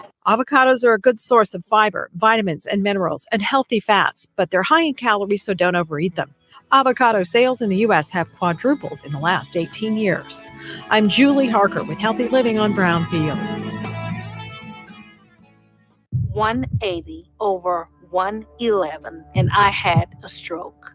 145 over 92, and then I had a heart attack. 150 over 90, and I had a stroke. This is what high blood pressure sounds like. You might not feel its symptoms, but the results from a heart attack or stroke are far from silent. Get back on your treatment plan or talk with your doctor to create a plan that works for you. Go to loweryourhbp.org. Everything's changed. Brought to you by the American Heart Association, American Medical Association, and the Ad Council. The average time a resume spends on an HR manager's desk is 7 seconds, and most of them are tossed aside. Now imagine if one of those resumes belonged to Yasmin, who was living in a shelter, juggling 3 jobs. I had to be resilient. That's something that you can't teach. We rely so much on a resume, yet it could never tell the full story of someone who Had to be independent and take initiative. And that's how I handle every project I get. discover new ways to develop great talent at gradsoflife.org. Brought to you by Grads of Life and the Ad Council. Michael Devine, the Doctor of Truth. Does anyone have anything they'd like to confess? That AM 1400 KVFD. I tell you, that Kreinbrink is a busy guy, always wheeling and dealing. AM 1400 KVFD, the voice of Fort Dodge. Welcome to the program, and our number here, if you have a question for either Representative Ann Meyer or Senator Tim Kreinbrink, is 515-955-1400. That's 515-955-1400. Well, I was going to get Kreinbrink in here now to talk about the judges because we know your position. And his newsletter talked about his support of an effort to change the way that we choose our Supreme Court justice. I've read it. I don't understand the big deal. It doesn't change things that much from where I'm sitting. Does it look like it's changing things that much to you, Ann, or not? I really do think it would be more political because I understand what the senator talks about as far as accountability. Believe me, I get that. I don't know that politicians should be the people to choose the lawyers to choose. We shouldn't trust you? No, you don't, because I wouldn't know which lawyer to pick. The people that know the lawyers to pick are the people that work with them every day or all the time. They know their temperament. They know if they're fair. So, and again, that's what the district is giving me. I'm not in favor of leaving it to the experts. But anyway, we'll move off. You know what? That. Let's move off. Let's move off that because it's been decided. So here we go. You know what I want to talk about? Yes. Bipartisan work in the bipartisanship. Yes, we have had a lot of bipartisanship. There's only been a couple bills that have been voted party lined. Okay. Let me tell you about some bills that are happening right now that both parties worked on, and they were supported unanimously. So one of the bills is keeping roads safe from drunk drivers. There's an idea. Yeah. So the bill says that if a person is convicted with 3 or more OWIs, they can be charged as a habitual offender and face stiffer penalties. And drunk driving. Well, what are the stiffer penalties? We have too much of that still going on. The world has changed for drunk drivers. It has. When I was a kid, they'd kind of send you home. Yeah. Well, that's the way rural towns did things at the time, and Sure. I'm okay with that. But there are people who have serious drinking problems who are very irresponsible, and they will habitually do this. and they will drive. Yes, they'll drive without a license. And there's no need for that. We have so many other avenues of transportation. So Sure. So that's one thing that went through bipartisan. And then the other one that was the bill that I ran is letting substance abusers, if they want to come in for treatment, Medicaid has to provide several medications without a 72-hour pre-authorization period. So if a user comes into the doctor or a clinic and they say, I want to get clean now, and they have to call into Medicaid to see if they can do it, that's 3 days. 3 days. By that time, they're back out on the street using, and they could overdose real easy that way. So everyone passed that through. That was a good bill. It was good for Iowa. And then training and retaining rural doctors. That's interesting. And since your husband is a rural doctor. Yeah, exactly. So we have a problem in Fort Dodge. It's hard to recruit here. I bet it is. My husband's been trying to recruit a partner for years. We're down a whole Somebody else in his field. Urology. Yes. So another pulmonologist. We don't have a urologist, do we? We don't. And we haven't had someone coming in. I think they spend 1 to 2 days a week here. But no, we don't have someone who lives here, who is a full-time practitioner here. So Dr. Jim Meyer, your husband, is looking to have a partner who's a pulmonologist. Right. Because, And I don't want to mislead everyone. He is not retiring soon, but someday he is going to retire, and someone's got to take over that practice. Yeah, absolutely. It's very important to the community. So what this bill did was, if there's a taxpayer-funded medical residency, we're going to give priority to those residencies to Iowa residents or someone with an Iowa connection. That's what's going to keep our doctors here if they're trained here. Mm-hmm. It's one of the things that's going to keep them here. And it also requires that those residencies have them participate in rural rotations in order to get that residency. Does that make sense? It does, for a fact. So again, those are just a few of the bills that people don't talk about, but everyone worked on together and everyone agrees on them. Tim, take the rest of this half hour off here, buddy. You're just too damn busy over there. I'm going 100 miles an hour. You are going 100 miles an hour. They don't have a heart attack. Well, you know what? Ann's doing a great job. She is doing a great job. Absolutely. She's kind of settling in, and I think she's kind of making a good name for herself and getting people to trust her, and that's kind of what it takes down there to kind of plow your own field and make sure everybody knows where you are on certain issues. So I've asked my lawyer friends this question, and I hesitated to ask them because it's kind of a rude question. But when it comes to this judicial selection process, there's got to be more than passion and principle behind this. They must be afraid they're going to lose money somewhere along the line. No, I don't think that has anything to do with it. Well, what's the big problem then? I don't know, because, the district courts haven't changed a lot.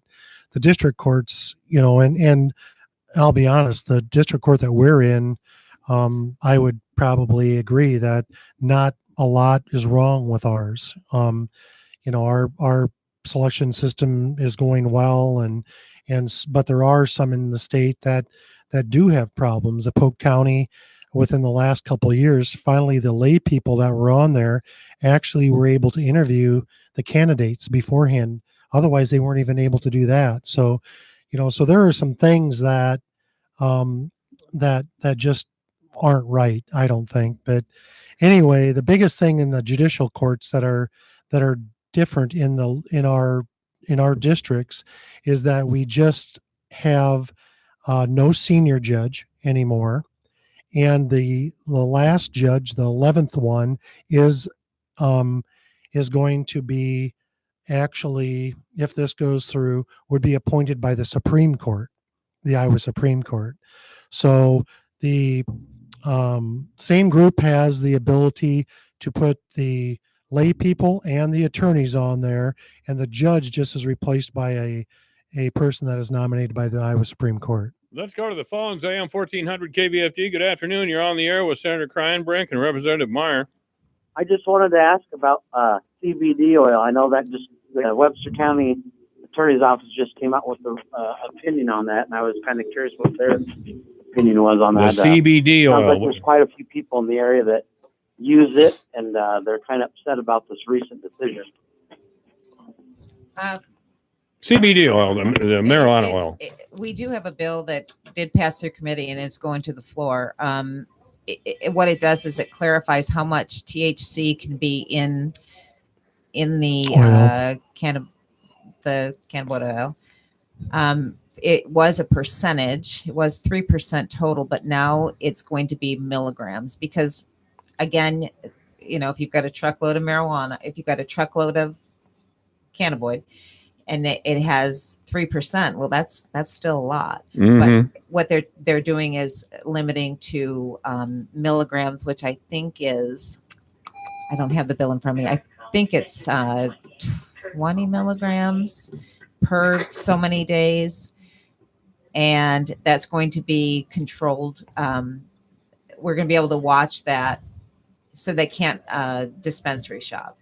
So it's not going away. Yeah, and I'm puzzled because I heard that this week too from the constituents because they read it in the messenger. Yeah. And the messenger might be wrong. My God. The thing is that I think we have to look at is that there are legal ways now of getting cannabis oil with THC in it. You have to talk with the Department of Health, correct?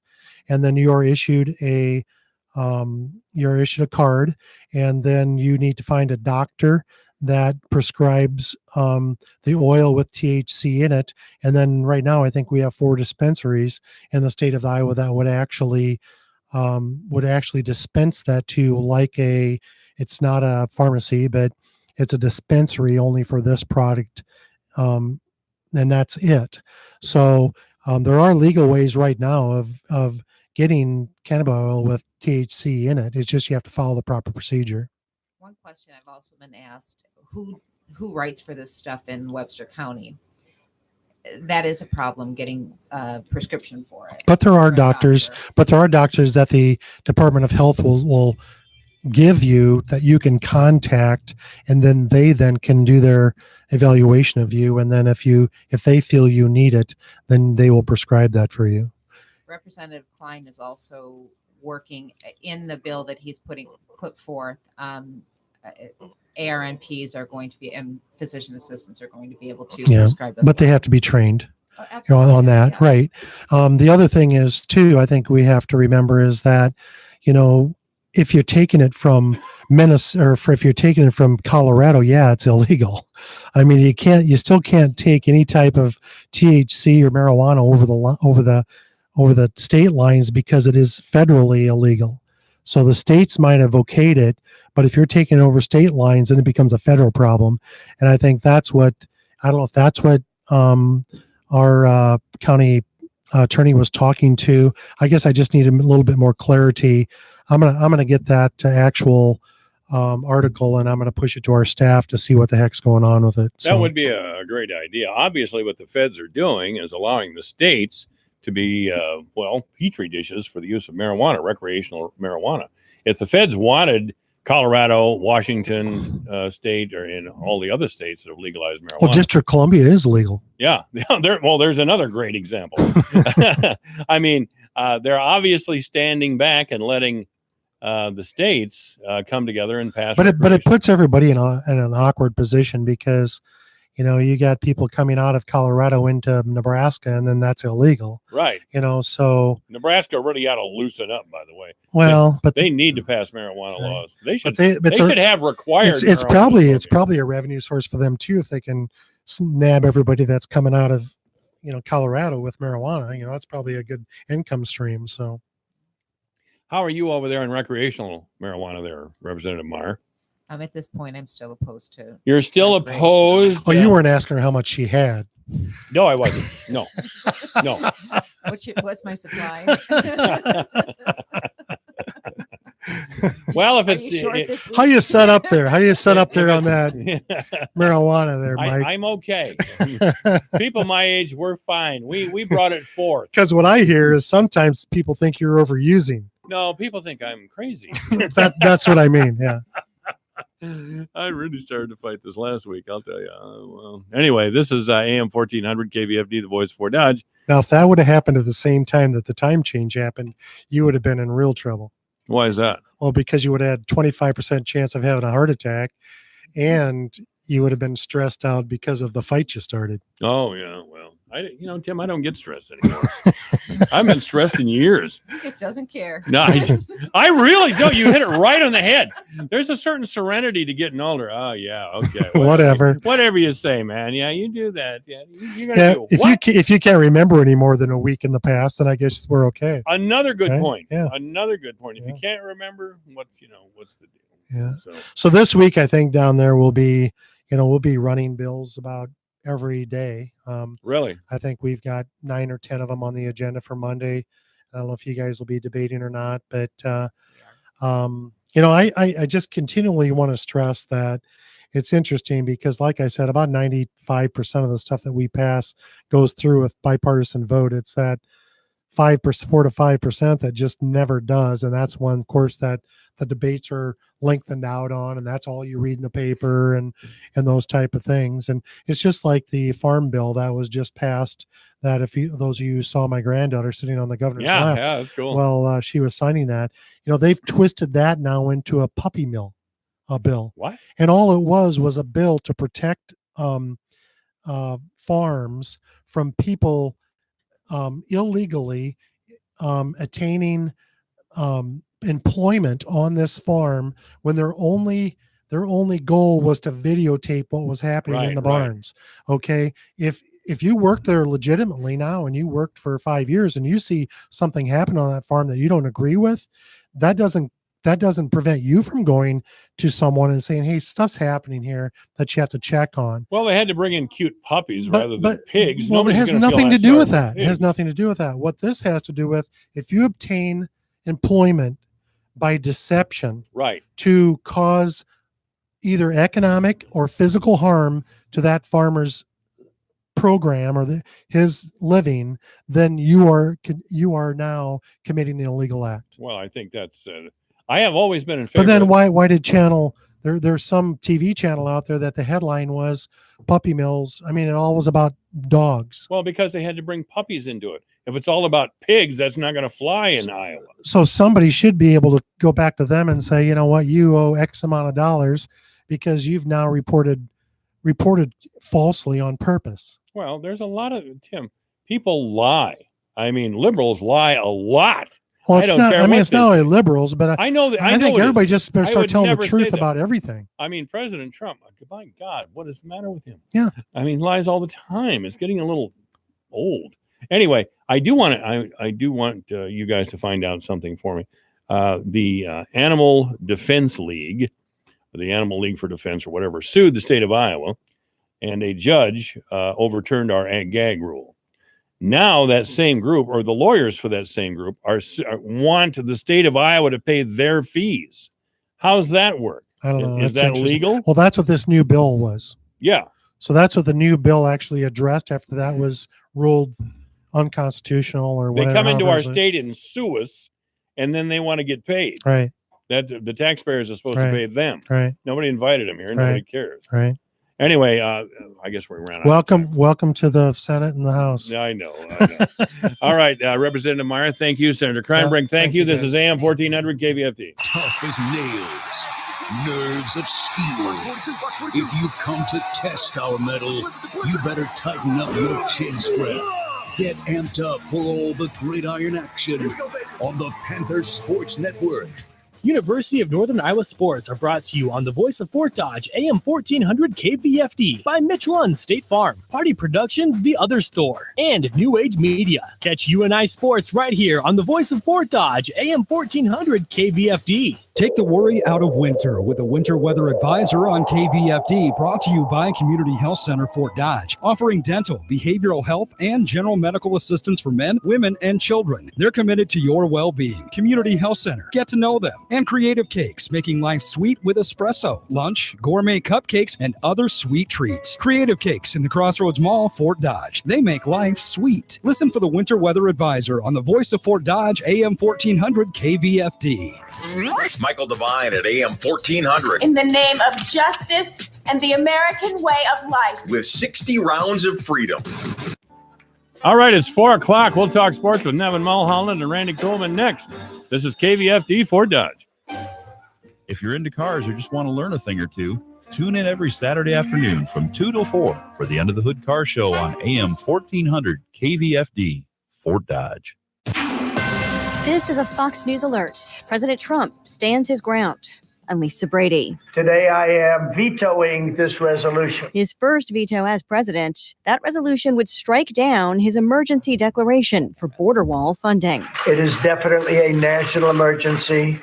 Rarely have we had such a national emergency. He says what Congress passed was reckless and against reality, insisting his declaration is needed for border security. Yesterday, Congress passed a dangerous resolution that, if signed into law, would put countless Americans in danger, very grave danger. The president flanked by a crowd of people in the Oval Office, including the vice president and Homeland Security chief, Border Patrol and sheriff's officials, and Attorney General William Barr, who says his emergency declaration is solidly grounded in law. The humanitarian and security crisis we have on the border right now is exactly the kind of emergency that presidents are permitted to address under the National Emergencies Act. Also on hand, so-called angel moms and dads who've lost loved ones to crimes by illegal immigrants. House Speaker Nancy Pelosi calls the president's emergency declaration a lawless power grab and says he's defying the Constitution. Pelosi also says Republicans will have to choose between partisan hypocrisy and their oath to defend the Constitution when the House holds a veto override vote set for March 26th. The UN Security Council just out with a statement condemning yesterday's mosque attack in New Zealand as cowardly and heinous. An attack live streamed at first. Fox's Jonathan Hunt. Police say they now have the gunman who streamed the video and 2 other people in custody. None of the 3, according to officials, was on their terrorism radar in either New Zealand or Australia. One suspect claiming to be Australian posted an anti-Muslim, anti-immigrant manifesto online. 49 people dead, dozens more wounded. This is Fox News. This is what Flo from Progressive sounds like in one of our commercials. You may have seen one there on TV occasionally. And speaking of motorcycle insurance rates, did you know that our basic motorcycle policies start at just $75 a year? And speaking of insurance, I just love And this is how that same commercial sounds on your motorcycle. Yeah, everything's better on a bike. Progressive keeps you on yours. Get a quote in as little as 3 minutes at Progressive.com. Progressive Casualty Insurance Company and affiliates. Annual premium for basic liability policy not available in all states.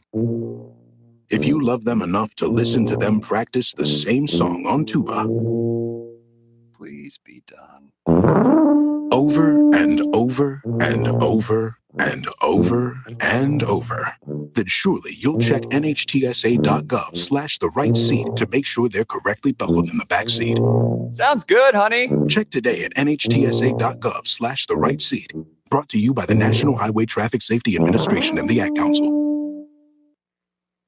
The White House and the president condemning the attack in New Zealand as an act of terror and hate. The head of the Council on American-Islamic Relations is sending a message. CARE's National Director Nihad Awad said he'd like to address President Trump. We hold you responsible for this growing anti-Muslim sentiment in the country and in Europe. He said Trump needs to condemn this attack as a white supremacist terror attack.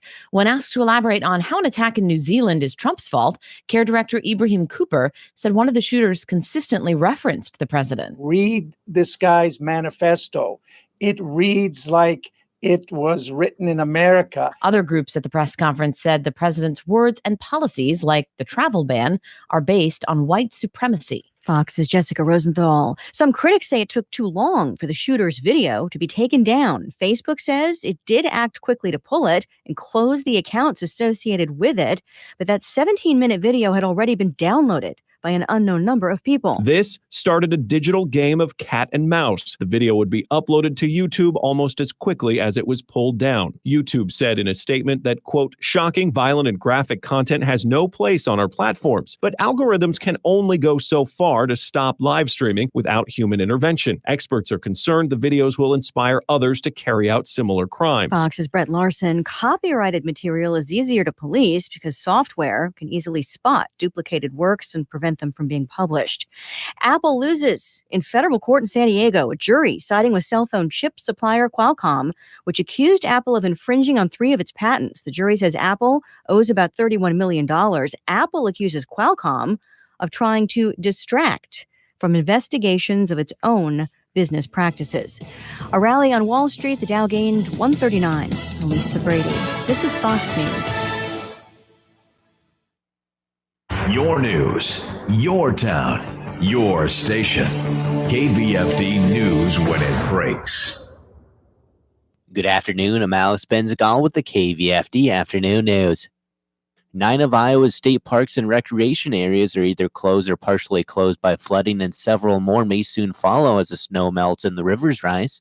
9 of Iowa's state parks and recreation areas are either closed or partially closed by flooding, and several more may soon follow as the snow melts and the rivers rise. Alex Murphy, a spokesman for the Iowa Department of Natural Resources, urges people to please heed the warning signs and barricades for their own safety if parks are shut down. In some of those areas, there's water completely over the entrance roads and exit roads to get in and out of our parks. And so at that point, the gates are closed so that no visitors can make it into those parks. The extent of damage won't be known until the water recedes, so it's unclear how long the parks may remain closed. Some could be barricaded for several days, while others may be closed for weeks if extensive repairs are needed. the forecast changes so quickly. And so some of these rising waters can come up several feet within a couple hours. And so it can catch people off guard. And so that's why we do some of these full closures or partial closures, just to really be safe. The following area parks are closed: Dolliver Memorial State Park in Lehigh, Brushy Creek State Recreational Area in Lehigh. For the latest list of closures and any updates affecting state parks and recreational areas, visit iowadnr.gov.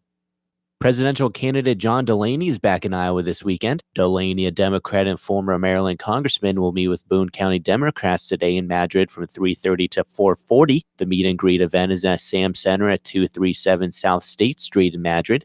Delaney will then be at the Greene County Democrats Irish Potato Soup Supper at the Sheridan Library from 5:30 to 7:30. Delaney will be in Fort Dodge on Saturday to open the John Delaney for President 2020 Webster County office. The event is from 10 a.m. to 11:20 at 14 North 11th Street, Fort Dodge. Webster County law enforcement executed search warrants at 4 Fort Dodge homes on Thursday in regards to an ongoing narcotics investigation conducted by the Webster County Drug Task Force. The homes raided were at 634 North 23rd Street, 11th Avenue Southwest, 523 North 11th Street, and 1422 5th Avenue South. Authorities recovered narcotics, large sums of U.S. currency, a firearm, electronic devices, and numerous other items related to the distribution of illegal narcotics. There were no arrests made on Thursday, but Fort Dodge Police Captain Ryan Grunberg said in a written statement that numerous arrests will be made in the future in regards to the investigation. One man passed away and another injured in a crash in Sac County on Wednesday afternoon. The crash occurred at 4:40 p.m. at the intersections of Highway 175 and M15 and Corey Avenue, 2 miles west of Otabolt. 58-year-old Rex Slade of Otabolt was driving a 2005 Ford F-150 when he was struck in the passenger door by a 2009 Dodge Ram, driven by a 42-year-old Grant Siebrecht of Lakeview. Slade was pronounced dead at the scene, and a passenger in Siebrecht's vehicle, Cody Allen of Lakeview, was transported to Loring Hospital in Sac City. He was treated for non-life-threatening injuries. Siebrecht was uninjured.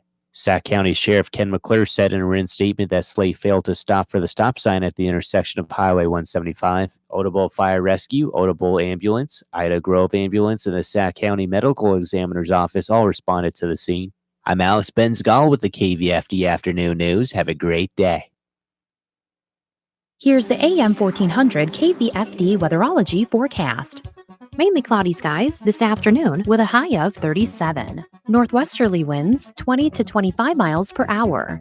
Lows level off around 20. Tonight, partly cloudy. Cloudy tomorrow, high temperatures reach up to 39. Dry with temperatures below average Sunday and Monday and highs in the upper 30s. From the Weatherology Weather Center, I'm meteorologist Jennifer Wojcicki. Currently, it's 38. Have you ever wondered how the brain works? What makes us tick? Join me, Greg Woods, every Wednesday morning for all the latest news on the brain, on aging, and the science behind it all. It's The Mind Boggles, every Wednesday morning at 8:30 on AM 1400 KVFD. Tough as nails, nerves of steel. If you've come to test our metal, you better tighten up your chin strap. Get amped up for all the gridiron action on the Panthers Sports Network. University of Northern Iowa Sports are brought to you on the Voice of Fort Dodge, AM 1400 KVFD, by Mitch Lund State Farm, Party Productions, The Other Store, and New Age Media. Catch UNI Sports right here on the Voice of Fort Dodge, AM 1400 KVFD. Michael Devine at AM 1400. In the name of justice and the American way of life. With 60 rounds of freedom. That's right, 60 rounds of freedom at all times, ladies and gentlemen. AM 1400, KVFD, the Voice of Fort Dodge. Joining me in that effort to have 60 rounds of freedom available at all times, Nevin Mulholland, of course. Not endorsing that. Not promo. endorsing, not going with that at all. Not going with that well, at all. the promo before it, of course, was University of Northern Iowa, and you can hear all the University of Northern Iowa games right here. I'm good with the Panthers. But doggone it, they blew a 16-point lead against Bradley. 18. 18, was it? 18, yeah. That was... Mike, I didn't get a chance to watch the game, but doggone it. You will remember, I'm glad you brought that up. I predicted that they would win the Mo Valley tournament last week on this radio show. Yes, you did. I liked and it went exactly, well, it didn't go exactly. Yeah, I didn't realize. It didn't go exactly. Yeah. Well, but first of all, I didn't expect Drake to lose McGlynn. That was a killer, and they lost him in the first game. But nevertheless, I did think UNI would make a good showing, and I thought they could win the tournament. And they should have won the tournament. Unfortunately, they didn't. They did not. That was a heartbreaker. Oh, geez. Well, Iowa fans caught a big break last night. Iowa and Iowa State fans. Iowa State looked, and I was working. I just could watch bits and pieces of it. But they were a different team last night. Which team? Iowa State. Iowa State. Well, we're going to talk Iowa, and I'm trying to wait for Kuhlman. That's all right. Yeah, we'll wait for him. Let's talk Iowa State, though. Here's the thing about Iowa State. And Scott Drew said it today in the paper. Frankly, I said it last night after watching the game. And to anybody want to hear, Taylor Horton Tucker is the X factor for Iowa State. When he has it going, they are really good. They are hard to handle. He creates confidence in the rest of those players other than Shayak, who is always good. You can, he's like the mailman. He's always going to give you a good game. The rest of these guys are all over the board. And it seems when Taylor Horton Tucker is playing and playing well, it gives them confidence and they play well. And the perfect example of that was yesterday. I mean, they looked really good, Mike. Yeah. And Horton Tucker was terrific. Yeah, and they had the old energy. They had the stuff that they started with. They look like what they look like in January. Thank you very much. There you go. I hear you. They just, and they have looked 4 or 5 games there. They look terrible. It seems like Iowa and Iowa State, Iowa especially. I'll have to tell you, Iowa's really bad. But you want to? We'll wait for Cooley, but I will once again express indignation that Gary Barta of all people can sit at a podium with Gary Dolphin and support Learfield Communications banning of Gary Dolphin for the rest of the season because of unconscious bias. Are you kidding me, Barta? You cost to the University of Iowa and the state of Iowa $6 million for your conscious bias. Now you want to sit up there and act like, oh yes, I'm totally on board and I'm so morally superior. God, isn't it time for him to retire yet? He is an interesting case study as an AD, and my partner over here, who's not here, can go on and on about Gary Barta. Well, we're going to give him the chance too. Yeah, I mean, most ADs would be extremely frustrated with Fran McCaffery as the head basketball coach at this point in time in his career at the University of Iowa.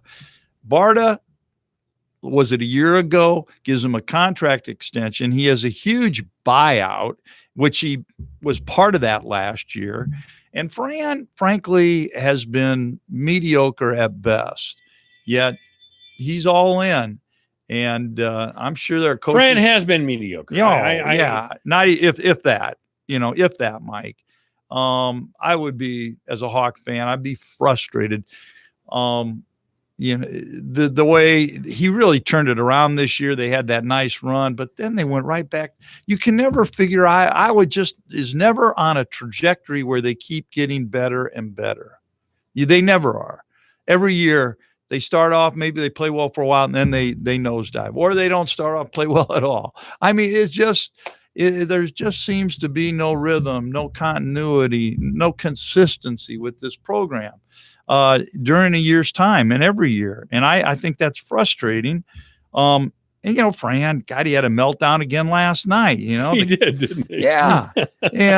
But you know what? He was right, because they turned around and called it technical on the Illinois player, as well as one they called on his kid.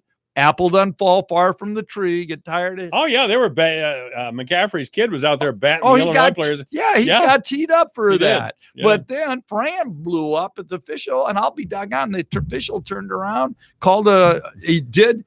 I don't know if they intended to call one, but whatever. They also teed up the Illinois player. Yeah. And it turned out to be a good, because Illinois missed 2 free throws. Iowa hit theirs and got the ball back. So.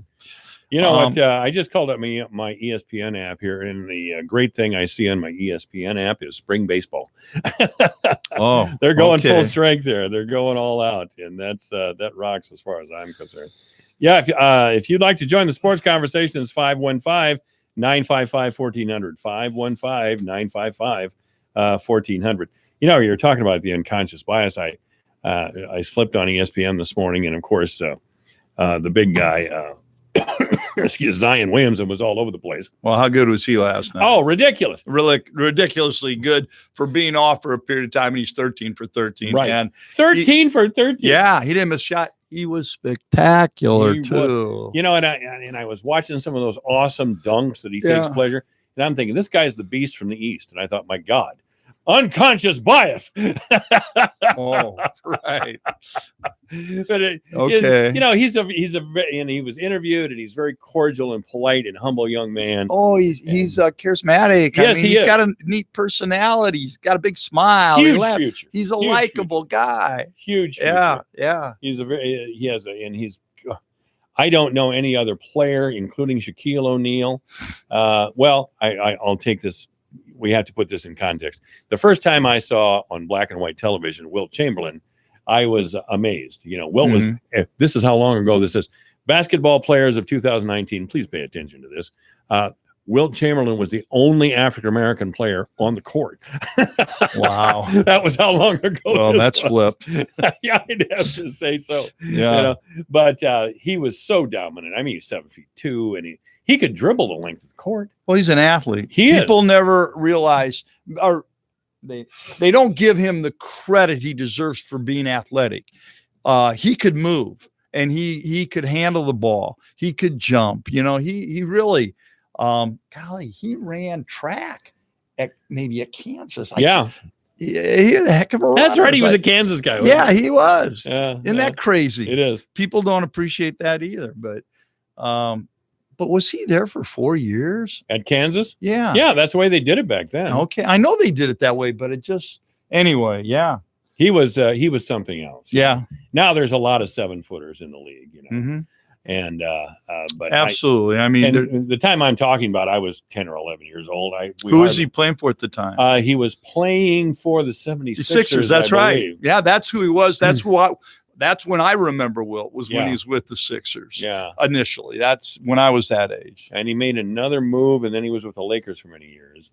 Yeah. Those were great Laker teams in the early 90s. Gil Goodrich and Jerry West. And was Elgin Baylor part of that? No, Elgin Baylor was not. Okay. He was with Jerry West. Yes, he was. Oh, yes. I just said Jerry West.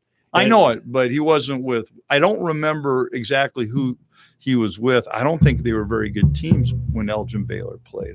When Elgin played. Yeah. No, he and Oscar Robertson kind of had, and we're talking great NBA players here, historical figures really, had the problem that they didn't always play on the best teams. Back in those days, it was Bill Russell and the Celtics that were winning all the games. Oh yeah. You know, and Bill Russell wrote a book. Actually, he's written 2 books over the years. And I remember his comment on race relations. He said, you know, when I came to the NBA, it was me and another black player on the team, and we were excluded from everything except games and scrimmages and practice. 20 years later, I was a coach, and there were 2 white players on the team, and they were excluded from everything except games and practices. And he said he would gather up the black players and say, "No, this is wrong. I went through this. You know, don't exclude the white players because I was once excluded. It's not good for team unity." And the black players tried to do it. But they just said, finally, they just came to consensus. There was too much cultural differences between them.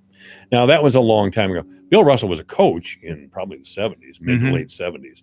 But I thought that was such an honest answer and such a real effort by a decent man to do something for his team, you know, based on his own experience. Yeah, you know, I don't think people have any idea if we're going to narrow it down to what the black athlete went through, the pro athlete back in the day of Jackie Robinson and Bill Russell, and you can go on. I mean, It was horrible. It would have been so hard. But that's just a microcosm of what society was like then, which we also we can't appreciate. No, I think that's true. But I don't know how we got over here, but I probably took us over You here did. again. I always do. I did. I'm known for wandering all over the place. You are. But, you know, it's part of my charm. Anyway, so what is your prediction there, Big Nev? First of all, let's go with the conference that Iowa State is in, for God's sake. Big 12. Big 12. Wow. I really like Iowa State KU in the finals. They're playing when tonight? Iowa State KU tonight. No, Iowa State K-State, and then K-State. KU and West Virginia. So you think that K-State's going to get beat? Yeah. Okay. And you know what? I think Iowa State, when you watch them play the way they played yesterday and you look at the talent they have and you look at everybody else, and the thing about K-State is they're hurt. All right. The center is not playing. He makes a big difference, though they won without him last year all the way through the NCAAs. I mean, they can win without him.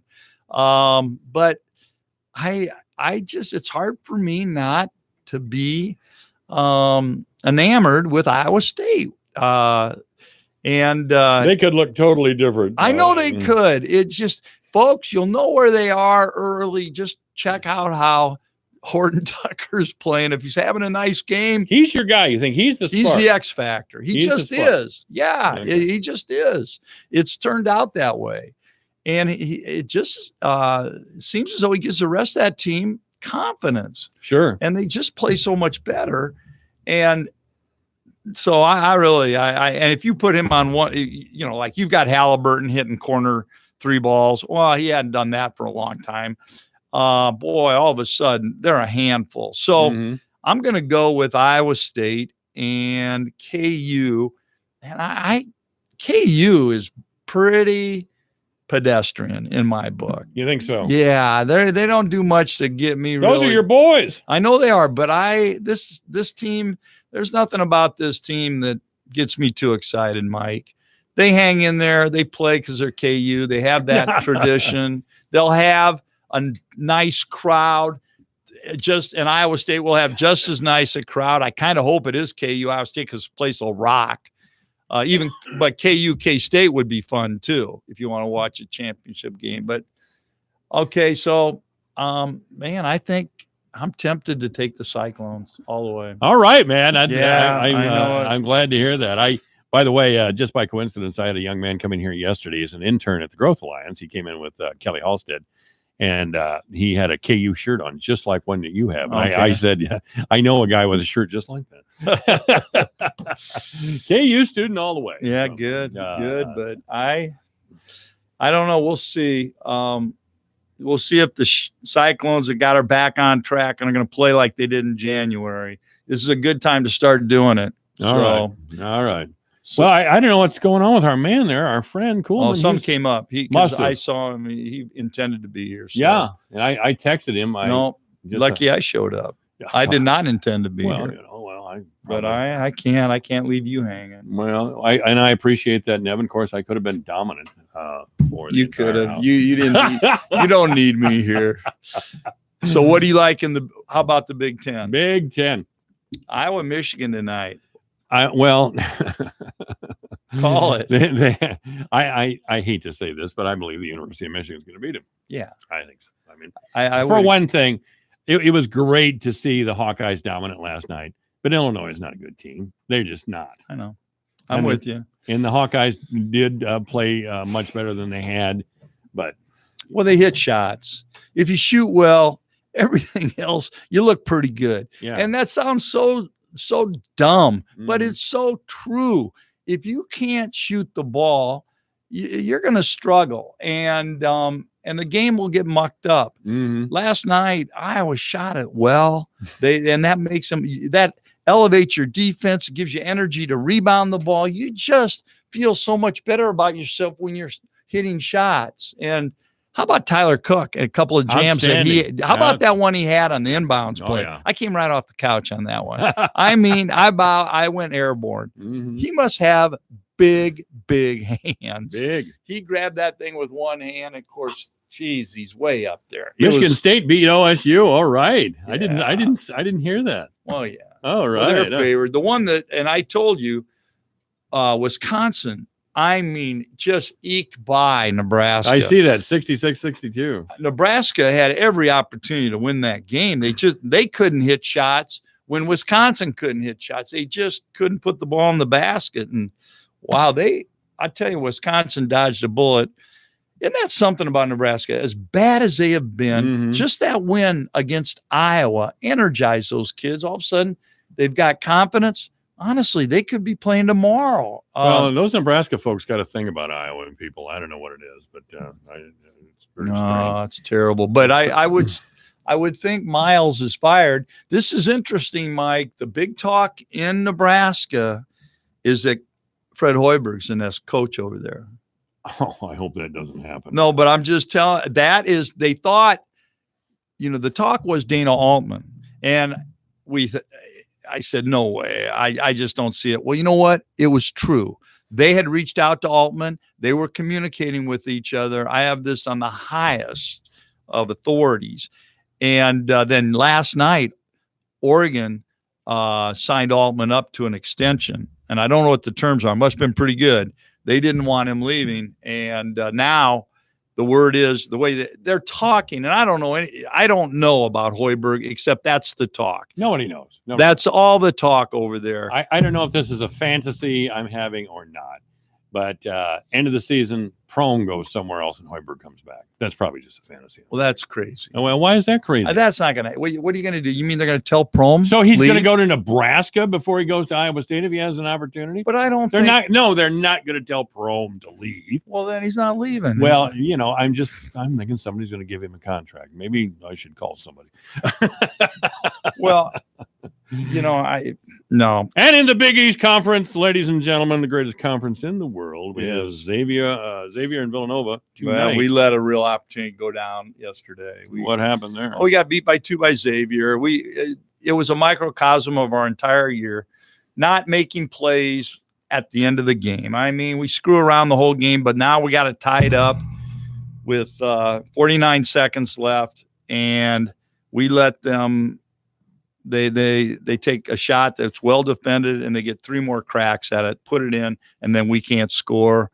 We've got 25 seconds left. We don't take a TO. We allegedly are running some play. We did not look like we knew what we were doing.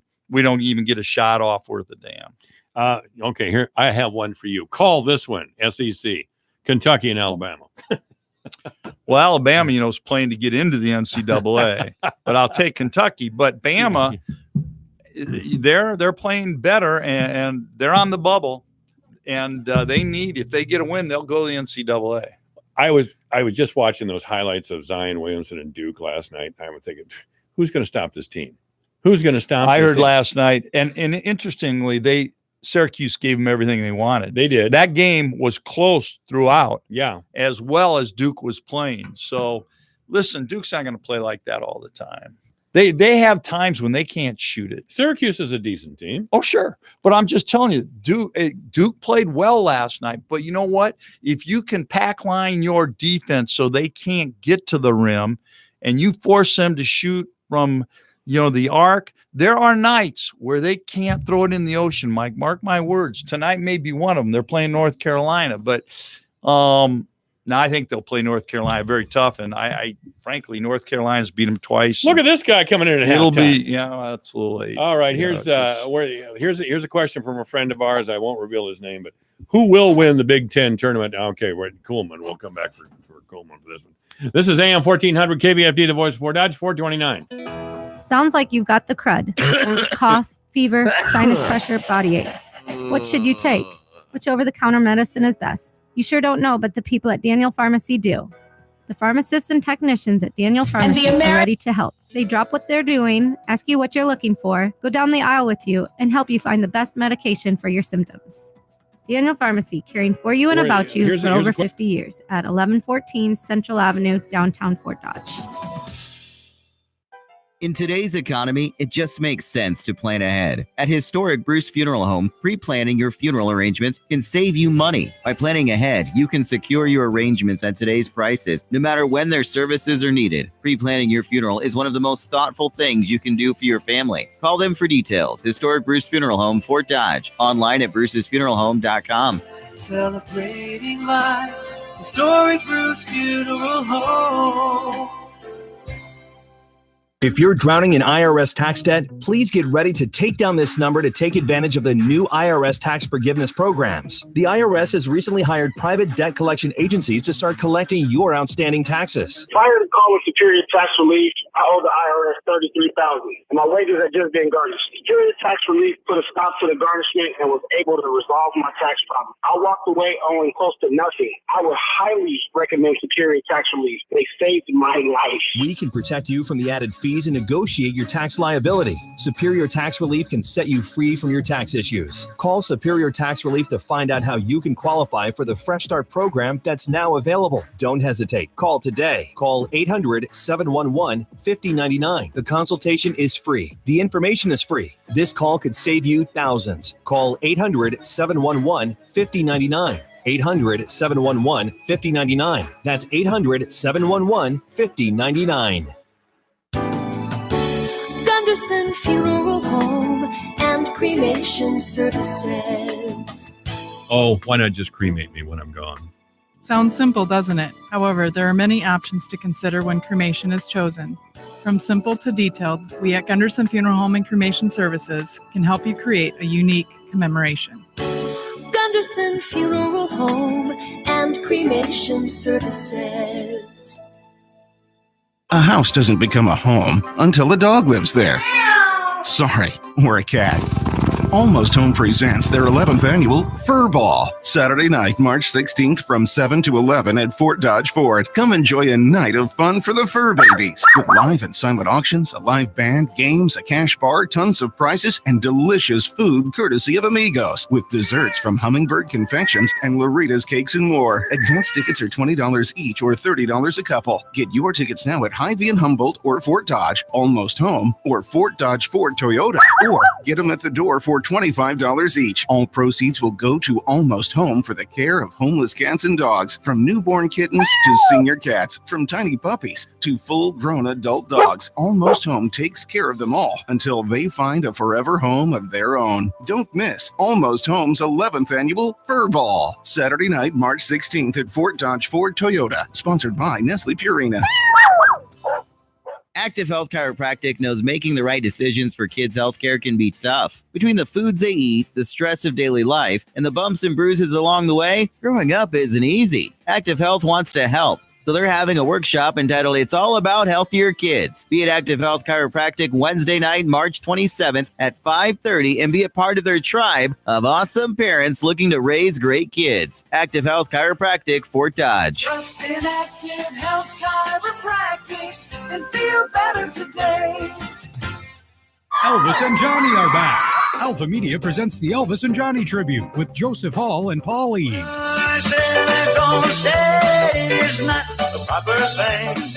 Don't miss Branson, Missouri Entertainer of the Year, Joseph Hall, officially recognized as one of the top Elvis tribute artists in the world, along with Johnny Cash impersonator Paul Eve. Friday night, March 29th in the Cardiff Center at Fort Frenzy. I hear the train coming. It's rolling around the bend. Doors open at 5:30 and the Elvis and Johnny tribute starts at 7. Tickets are $25 in advance or $30 at the door. Get them now at Hy-Vee Fort Dodge, Fort Frenzy, the Iowa Outdoor Store, or here at our studios. Bring the whole family to see this tribute to the king of rock and roll and the man in black, as Joseph Hall and Paul Eve present the Elvis and Johnny tribute. Friday night, March 29th at Fort Frenzy. Brought to you in part by Riley Armstrong Plumbing and Heating, the Iowa Outdoor Store, and Ball Plumbing Fort Dodge, Star Energy Manson, Mackey Motors Lake City, and United Bank of Iowa, Rockwell City, Pocahontas, and Fort Dodge. The Elvis and Johnny tribute is an Alpha Media event. This is AM 1400 KVFD, the voice of Fort Dodge. Obituaries this hour brought to you by the historic Bruce Funeral Home at 923 First Avenue South in Fort Dodge. You may contact the historic Bruce Funeral Home by calling 515-576-5117 or online at www.brucesfuneralhome.com. Joan George of Moreland has died at the age of 91. Joan George has passed away. She died on Saturday the 9th. Funeral services for Joan George will be tomorrow at 10:30 here in town. Obituaries this hour brought to you by the historic Bruce's Funeral Home at 923 First Avenue South, Fort Dodge. You may contact the historic Bruce Funeral Home by calling 515-576-5117 or online at www.brucesfuneralhome.com. This is AM 1400 KVFD, the voice of Fort Dodge. From From the Fox Business Network, stocks closing in the green and finishing the week with gains, encouraging headlines on U.S.-China trade negotiations boosting the market today, and shares of Boeing closing up after a report that the aerospace giant is rolling out a software upgrade for its 737 MAX jets in 10 days. The Dow closing up 139 points, the Nasdaq up 58, S&P 500 up 14, and Volkswagen and its former CEO, Martin Winterkorn, is being charged by the U.S. Securities and Exchange Commission with defrauding American bond investors during its emissions scandal. The surprise move by the SEC comes just over 2 years after Volkswagen settled civil and criminal matters with U.S. authorities. And Ford will be slashing 5,000 jobs in Germany and an undetermined amount in the U.K. as part of an effort to reduce cost in Europe. The move is part of an overhaul aimed at transforming the company's European business, where Ford has struggled. With the Fox Business Report, I'm Hillary Barsky. Hi, I'm Jay Farner, CEO of Quicken Loans. 30% of Americans who are planning home improvements of $5,000 or more will pay for those renovations with a high-interest credit card. That may not be a great idea. A better idea may be to take cash out of your home with a Quicken Loans 30-year fixed-rate mortgage. The rate today on our 30-year fixed-rate mortgage is 4.5%, APR 4.78%. Call us today at 800-QUICKEN or go to rocketmortgage.com. Rate subject to change. Pay 2% fee to receive this discounted rate. Call for cost information and conditions. Equal housing lender. License in all 50 states. NMLS number 3030. Michael Devine at AM 1400 KVFD. Listen to this. Making radio great again. This week, the Trump TV show that we're all forced to live inside jumped the shark for the 485th time. The president and the first lady stopped in Alabama. That is where they toured some of the damage caused by tornadoes that killed 23 people. The president also stopping at a Baptist church, and that is where he signed several Bibles. Administration officials say people there asked him to autograph the Bibles and that he happily complied. Of course he did. I'm not remotely surprised that Trump did that. I'm just slightly confused as to why anyone would want him to. Because seeing Trump's autograph on a Bible should be like seeing a picture of your own mom on the cover of a Penthouse magazine. It should render the whole thing useless, and if you keep reading after discovering it, you're going directly to hell. Michael Devine and Nevin Mulholland talking sports on AM 1400 K. Yeah, I'll be doing a Bible signing right after we're off the air. AM 1400 KVFD, the voice for Dodge. We do welcome Randy Coleman, our friend, to the program. Nevin Mulholland's here, of course. And the question that we ended with in the last segment was, who will win the Big Ten tournament? Randy's kind of our go-to Big Ten guy. So, Randy, what do you think? No, I gave Nevin the Big East. Yeah. He took it. So Big Ten's yours, buddy. No, you gave me the Big 12. I gave you the Big 12. Okay. We didn't talk Big East. If I have to pick one, I'd have to go with Michigan State. They got their big guy. Michigan back. State. I think Ward's back, and they've been playing pretty well actually without him. So I got to go with Michigan State. I hate to see it because I'd really like to see somebody different. Michigan's been kind of trending down a little bit over the last 2 or 3 weeks, and I just don't see Wisconsin doing it, or who's the other one? Well, you're missing the team that I'm going to pick. Okay, who's that? Purdue. Oh, yeah. I like Purdue. You have liked Purdue all year long. Yeah, Carson Edwards. It's a guards game. I like a team that's got this guy is really good. I still think he's underrated. I just do not think that guy gets enough credit for Carson Edwards. Oh, yeah. The Purdue guard. And he's overshadowed by Cassius Winston, who's a fine player. Don't get me wrong. Yeah. But I'd jump in a foxhole with that Carson Edwards any day. He's a gamer. So I don't know. I kind of like Purdue, and I think Painter is also very underrated. Purdue is overachieved in my book. Year in and year out. Yeah. I think Painter is one of the better coaches around. And that big white center that they got from Denmark or wherever, 7'3", 7'4", has really been playing well for him this year, and pretty good. It's it's a team of no names other than like Carson. Yeah, but they are well coached. Now they got Purdue plays Minnesota, and I'm sure, I was just looking, I was curious to see, ESPN does not put the points on for Big Ten teams. I don't know if it's because they're not playing on ESPN. I don't know. By the way, that Big Ten network, Horrible. Well, you don't like the Big Ten Network? No, What's not wrong for with the them? tournaments, especially. It's okay if you want to show Nebraska and Iowa playing on a Sunday afternoon, but give me the whole production, I don't think is very good. The announcers are, I like Andy Katz, and I think Andy's been doing the Big Ten. I mean, I like his analysis. Okay, but really, I don't. And I tell you what, you watch these others. Big 12 is really pretty good. The Big East is the best. Gus Johnson and Rafferty and the whole production. It's wonderful. It really is. The Big East Network you talking about? No, they're on Fox Sports. Yeah, I know they're on Fox Yeah, Sports. that's what I'm talking about. Okay. They don't have a network, obviously. They don't have a network at all. No. Okay. Big 10's, Big 12 doesn't have their own network, really. Well, the They're SEC does, and I suppose the Pac-10. ACC starting one this fall. Yeah. ACC Are is? they? Yep. Well, God, I mean, why not? They got about 400 teams in the ACC. Yeah. I mean, geez, Well, 15. I guess. Evidently, they are making money. The Big Ten set the, they Yeah, I want mean, to do it. The ACC is Mid-Atlantic, right? I mean, those are the Mid-Atlantic states. Yeah. Yeah, well, More or and, less. Boston College is in there though. Boston, what is it? Why is Boston College in Syracuse is in there now. Well, there you go all the way down to It's the whole Florida East Coast. State. Is Florida State ACC? Yeah. Yeah. Oh, yeah. It's a big the whole footprint, East but Coast. it's all East Mid-Atlantic. They- It's they Syracuse. Geez, Yeah. They Notre Dame. the irony is So you get in the Maryland Midwest. left them and went to the Big Ten. No one can figure that one out. And it's still, I don't think. I mean, I don't like it. I think Maryland would be better served in the ACC. You know, the money's really good in the Big Ten. I get that. The football is much better in the Big Ten than it is in the ACC. I wonder if football is still more money than basketball. Yeah. Oh, yeah. Oh, but basketball plays so many more games. They do, but football is Still the king. It's the bread and butter. They have the big It is. stadiums with the 80,000. I mean, what is Well, what is it? TV money's more, I think, for people like football. They really like it. They like it better than basketball, I think. Ask Mike. Connecticut, because Connecticut is hurting right now, and they're Connecticut? Yeah, they're way down, and They're a top basketball team in the country, They got beat by 40 today by Houston. but they have been in the past. I loved it. Hurley. The Hurley got just ramrodded. I mean, Houston lit them up like a Christmas tree today. Really, I think it was 40 points. Hurley's the head coach there. He's so obnoxious you can't believe it. Same program. Who, Bobby Hurley? You talking about? It's his brother. Brother. Which one? Which Hurley is that? Dan Hurley? I No. forget. Anyway, Bobby's out in Arizona. Yeah, right? Arizona the State. Oh. but He's they're a not the same program they were when Jim Calhoun was there. I mean, what do you won 3 national championships? Yeah. Well, and then what's his Kevin face won it? Ollie.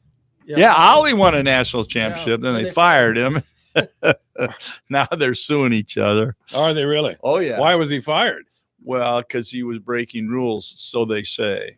Which Ollie is, I think, claiming they just don't want to pay me my contract. That could be. Well, I think maybe there was some truth that there were some things going on that shouldn't have been going on with Ollie. But yeah, I don't know how serious they were. You know, that's a straight. You think Bobby Hurley's a good guy though? No, You don't think Bobby Hurley's both a good the guy either? Hurleys are a handful. If you watch it, they better be coaching your team, because if they're coaching against you, you want to kill them. And who did Bobby Hurley play with at Duke University? Christian Leitner. Yeah, Christian Leitner didn't like him. Now But that's saying Leitner something. didn't like anybody. No, I saw that ESPN 30 by 30. I hate Christian Leitner. Leitner was there. Well, God, did you see that? His mother was something else. Jeez, Mom, calm down. You know, no wonder that Christian was the way he was. That Or was a is. team. A lot of people hated that Duke team with Leitner and Hurley on it. Man. Oh, they did. Well, they won. Yeah. Yeah, And, well, you know, that's- some of them. They were obnoxious in doing it too. And Jalen Rose at the University of Michigan in the Fab Five, they were pretty fairly honest. You know, we were all just black kids who could play basketball, but we were poor kids. And here we have somebody like Christian Leitner and Hurley and even Grant Hill. You know, they threw him in there because his dad was a dentist or something. They were all wealthy kids and privileged kids. Well, let's not get NFL let's not pump up that Michigan team too much, as they're taking a little jing jang from the boosters. No, well, that's of course. They don't have a banner hanging anymore. That's right. Taken away. Let's tap the brakes on this. Well, the Fab Five never won. So what title did they have that was taken away? Well, they got The runner-up total, the runner-up trophy and you're talking they- about? and they on all their games, all their victories were negated, I believe. So I presume go they back- won the Big Ten. Yeah, Oh yeah, yeah, yeah. They had it to was have. all negated. Oh, I didn't know that. Yeah. Speaking of dirty money, isn't there a couple of scandals running around now about still over this shoe deal that we have going on? Oh, baby. Oh yeah. It's gonna get hot and heavy. You know, you've been talking about it for a year now. Yeah, well, I'm worried about it. That's why. Why you are you looking for a client here? No, not at all. But Creighton's got their fingerprints on some of this a little bit. All right. Yeah, I mean, they were tied up with this goofy Bowen for 3 years recruiting him, and they're anyway.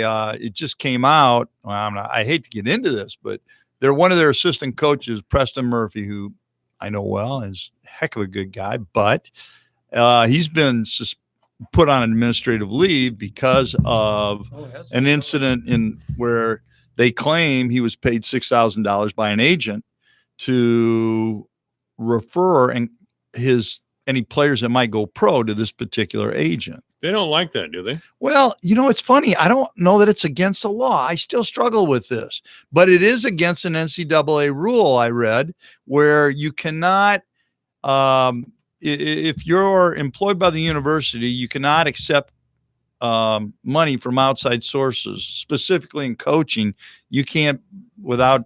I just don't think you can do it, which I don't know. It's a funny rule, but it's there. Slimy. Yeah. Well, the good news is we don't have to worry about that at Iowa. I don't think we do. No. Well, we're still sitting in the yoga position or the lotus position, talking about our unconscious bias. For God's sake. Well, obviously we don't do it very well. I mean, I don't think we're doing it very really well. that's what's really disturbing because we don't recruit like Iowa or Iowa State for the most part. My Lord. But I think Dolphin got in trouble for saying something like that, didn't he? We can't get our point guard. It got one guy out there. But with he's his head right. down. I He was mean, right. Of course, he he was still right. is. Every time I watch the Hawks, they're in dire need of a point guard. They're really a guy that gets it, and it is not the McCaffrey kid that they've got out there right now. Oh no, it's not. Is and it? it's not Bohannon. And I watched him get stripped a couple times last night. Oh yeah. Well, Hannon hasn't looked good lately, frankly. Well, he's a two or what? Let him do his thing, and that's shoot the ball. But they don't have the luxury. And get them in their offense. That's not. Yeah, that's not his deal. That's not his deal. But Why can't Iowa City is a decent place? Why can't we get a decent point guard? Is that's the main- that's on McCaffrey? It is. question. It's not like they're not recruiting well. They do recruit well. I mean, they are getting kids that are highly sought. They're getting some 4 stars. I don't know if they've gotten a 5-star lately. But they're all. I mean, other than they got Cook and they got Garza, who was. Weisman was a big deal. But he's in the back. He's 20 miles from Iowa City. Well, yeah, but they didn't get Carlton. There are a lot of No, 20 guys from that's what 20. Well, okay, but Yeah. I mean, I'm saying, I guess that's counter to your argument, but they do recruit pretty well.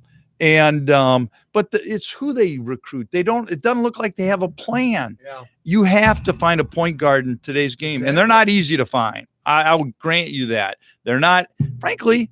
But everybody's got one. No, well, kind of. It's If you look at the teams that are in the top 4 or 5 in the Big Ten, they all have a point you have guard. to have I one if know you want to it. be I really know good. That is the glaring weakness of that Iowa team, and it's been like that for years. That's what I don't understand. I know. And I don't think it's a question of they can't recruit one. I just don't think they do a very good job of prioritizing and recognizing talent. Well, that would be on the coaching staff. Yeah, I'll go there with that. Yeah. It's well, we know this problem. Here we are sitting in a little radio station in Fort Dodge, Iowa. We kind of understand it, what Dolphin's talking about, and what's said all over the state. They don't get it in the University of Iowa in their basketball program. Barta doesn't get this, so he gives another big contract to a very mediocre coach. Well, you want to hear the conspiracy theory? I'm ready for the conspiracy. Always a conspiracy. Fran's kind of protecting his boys.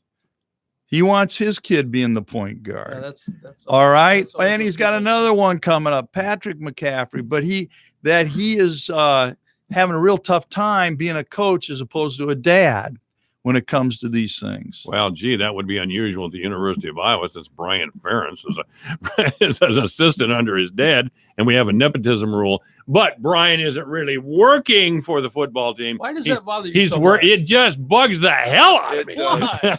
It just drives me nuts. That is so arrogant. He hasn't done it yet, but if he can turn that offense around, I don't care if he's married to his dad. I just want the offensive All right. coordinator. You're too Hawkeye on me over there now. A little bit too Hawkeye. Well, and now it's legal. So That's right. That's right. kind of. I mean, Yeah, especially in Iowa City. Yeah. It's legal? Yeah. All right. well, at least okay. Well, you know, I don't that's want the next step. Yeah. with marrying your relatives. Okay, don't. Marrying your relatives. Let's go. Okay. All right. We're off to the races. Marrying your relatives. You know, I got to tell you an interesting note that I noticed All right. today. You know, Iowa State played really well yesterday and beat Baylor, handily. They did. Iowa beat Illinois handily. Do you know that if you look at the stats, both Iowa and Iowa State shot 52% from the three-point line. Both of them did. And both of them ended up 52% from the field altogether. Kind of an ironic statistic, but it goes back to the whole fact that both of them shot the ball well, and guess what? They both won, and they both won handily. And that's the key. And if they can continue that, Iowa might give Michigan a game tonight. Well, that's just what we talked about earlier. I I said the very same thing you did. It makes but the point is that it's not that complicated of a game, and it sounds so trite. But if you do shoot the ball well, you tend to play better defense. You rebound better. You do all those things, and you get better shots. If you can shoot from 52% beyond the arc, now you have to extend your defense, and especially a team like Iowa State. They can take it to the rim. Right. Now they can go. Iowa, not so much, but Iowa State can. It opens things up, and you can't double off Taylor Horton Tucker if Winnington's driving because you got to stay there with him. And when that Halliburton hits a couple, Shaq's always there. I call him the mailman. He always shows up, through rain, snow, sleet, whatever. He's there. I got to bring this up. Tomorrow, this is a game I'm going to watch. Cheeseheads versus MSU. Are you picking MSU over there, Mr. Randy? I am. All right. What do you think there, Nevin? Oh, I like Michigan State. You like Michigan Yeah, Wisconsin does not much for me, but except they win. Mike, the game to watch. And they're well coached. Of course, Iowa's playing at 8:30 tonight. Yeah. Are they playing again at 8:30 tonight? Yeah. But the other game to watch, if you're a true college basketball fan, is North Carolina Duke. That's the one. You're right. Because Williamson is back for Duke, and he was tremendous yesterday. It's amazing. He sat out for 3 weeks, comes back, looked like he hadn't skipped a beat. We talked about that a little earlier. Yeah. I even described him as the beast of the East. I thought I was going to have my head be examined. careful. I know it exactly. Himself after he said I just wow. It was too late. I'm in big trouble now. AM 1400 KVFD, the voice of Fort Dodge. Good afternoon. You're on the air. Hey, Miguel. All right, this is Steve Booth. Booth. This is Randy. Steve Booth. All right, what's going on, Steve? Hey, same old. I know you guys are having a great discussion about Iowa State, obviously conference, playoffs and all that. Of course, UCLA, they're just saying they put us out of our misery, so to speak. Have losing, last night, but to Arizona State, but UCLA did. They lost last night. Yeah. I'm calling in. I'll let you guys keep going because it's a great discussion. But Mike, was a couple weeks ago, whatever, maybe 3 now. You had the 2 gals on. I don't know what the discussion or what the topic was, but they were both nicely framed in the camera, Oh, on video. YouTube. Yeah, sure. And now I'm looking now, and of course I can see Randy. Are you looking for their number here, or what are you doing? All I can see is Nevin's. Oh, we don't have Nevin in the picture. Oh, yeah, Nevin, you gotta slide over a little bit. You guys gotta move over there. Booth, we go with the nice. All right. we go with the face man, Cooley. Cooley, You don't want to bring this show down any further than it is. No, you never have to apologize for interrupting the show. You're our West Coast correspondent, for God's sake. I have you heard any more about Hoiberg coming out your way? Because Nevin's freaking me out. He's telling me that Hoiberg might go to Nebraska, which I can't deal with it. Oh, It'd be horrible for all of us. I don't want to see any good coaches, whatever, go to Nebraska. I mean, sorry, I too much of obviously a Hawkeye fan. Or Yeah, there you go. In Yeah. general, We were dissed too many years by Nebraska, I'm telling you. yes, but I haven't heard not a whisper about Hoiberg. But there was when Alford was first, he's called fired. There was an interesting name, and I've never heard it since, that came up, and they were talking about Rick Pitino. Rick Pitino, really? Yeah. Wow. Yeah, I heard that. I heard that Alford was being that hell itself was looking at Steve Alford. He might be going to hell. But I am curious. Has anybody heard where Alford may land? No, I haven't heard. I haven't heard boo. Have you, Steve? I try never to think about the guy. I have not. All I know is that right now, at least last I heard, he is over in Greece coaching Pitino Euro is, yeah. basketball. But I just as a philosophical question, what would you think? I mean, obviously he's kind of got a bit of a history, but he's a winner, and I don't know, even Iowa, if they get McCaffrey, I mean, would you be in favor of if they hired a Rick Pitino? I would think I'd love it. I'd love to see Pitino come back and see what he could do at UCLA, because that would be that would really be interesting, and it would be kind of in your face to the NCAA. I was going to say, would they even stand for that? He's got a big booster out there, $1 billion booster that's behind that. UCLA. Oh, really? That wants Pitino? Yep. That's on that surface. Yeah. From a fan's perspective, it would make things interesting. It would. It would just create excitement one way or the other. It would. Yeah. I don't know. That guy's a complicated dude, man. I can't. Yeah, he is. His white suit would look great out there in the Pauley Pavilion. Oh, Pitino? He would sell in California, I would think. That's exactly right. He's certainly Hollywood. And he knows how to, make the connections and do all Yeah, he does. Yeah. He's a connection maker. But the Pac-12 needs somebody because they're a mess. They're a mess right now. No, they absolutely are. And I get a Bruin blog, and man, they're just fit to be tied, I guess. But you know what, Steve? I think you're going to start getting some now that UCLA is eliminated and they're done. Their season's over. I would think you're going to start hearing some talk, and I would think UCLA would be putting it into high gear if they're going to hire somebody that has a team advancing in the tournament. It might be on the down low, but if not, I think they'd be getting after it right now. That's literally what they said on the Bruin blog I just read last night, that it's time to, get busy and, and start, narrowing it down or getting something in, somebody sign on the dotted line, I guess. Well, they're ahead of the curve right now, so it's go time. There are going to be a lot of jobs open as usual. Oh, yes. And like I say, hopefully they're not getting so-called leftovers or whatever. But yes. No. Is Washington the best team in the Pac-10?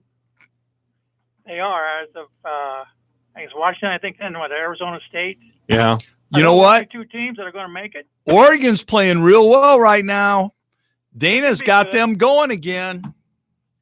Hey, I would agree. No, Oregon's kind of got it back together. But, you guys were talking about field goal percentages and all that, and 3 points. But isn't that okay? Last night, whatever, they were okay, 52%. But tonight or the next night, they can be 30%. Or less. It's a hard way to live. I mean, you live and die by it, I guess. Yeah. All right, Steve. Thanks for calling in, buddy. Thank you. Hey, see you, brother. Great weekend. You too, man. All right, we got to go, guys. Thank you so much for being here. Great discussion. 5 o'clock in the afternoon, KVFD Fort Dodge. I'm Dave Ramsey. Join me every Monday through Friday afternoon from 5 to 8 p.m. on AM 1400 KVFD Fort Dodge. It's official. I'm Lisa Lacera, Fox News. President Trump using the power of the veto for the first time against the measure passed by Congress to nullify his declaration of a national emergency. Congress's vote to deny the crisis on the southern border is a vote against reality. It's against reality. It is a tremendous national emergency. It is a tremendous crisis. Attorney General William Barr. What you've done from a legal standpoint is solidly grounded in law. And from the standpoint of protecting the American people, it's imperative. The ACLU says the veto is meaningless, saying the courts will decide. It's unlikely Congress has the votes to override the veto. Well, the president seems to be right here, because if you take the vote to overturn the national emergency in the House of Representatives, and that's where this veto override will go back to first, is the House, because that's the House of origination. That's where this bill originated, and that's how you do it under the Constitution. They would need 285 yeas. They came short by about 40. There were 245 yeses for that bill a couple of weeks ago. Fox's Chad Pergham at the Capitol. The House will vote to override later this month. The mayor of Christchurch, New Zealand, says graves are being dug for the dozens of victims of yesterday's shootings at two mosques. At least 49 people were killed. The suspect live streamed the attack. The gunman drives calmly toward a mosque, playing music and talking to himself. He then takes weapons from his trunk, walks toward the mosque, which was filling up for Friday prayers, and opens fire, gunning down at least two men at the doorway. Then he walks inside and shoots every single person he can see. Fox's Jonathan Hunt. President Trump has offered assistance to the people of New Zealand. Wall Street at the close. Stocks closing broadly higher as gains by tech firms and retailers lift the market to a strong finish. The Dow added 139. The Nasdaq gained 57. This is Fox News.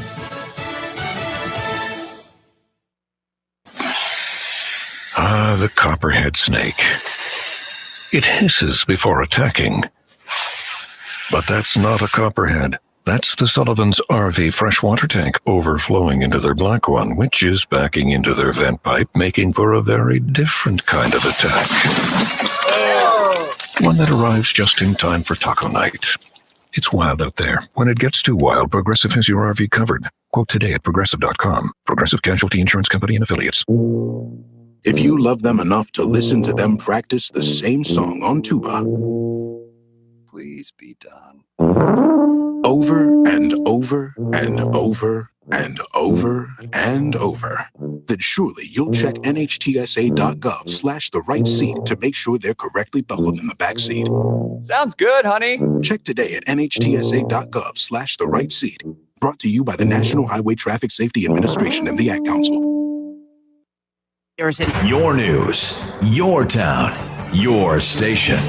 KVFD News when it breaks. Good afternoon. I'm Alex Benzagal with the KVFD Afternoon News. 9 of Iowa's state parks and recreation areas are either closed or partially closed by flooding, and several more may soon follow as the snow melts and the rivers rise.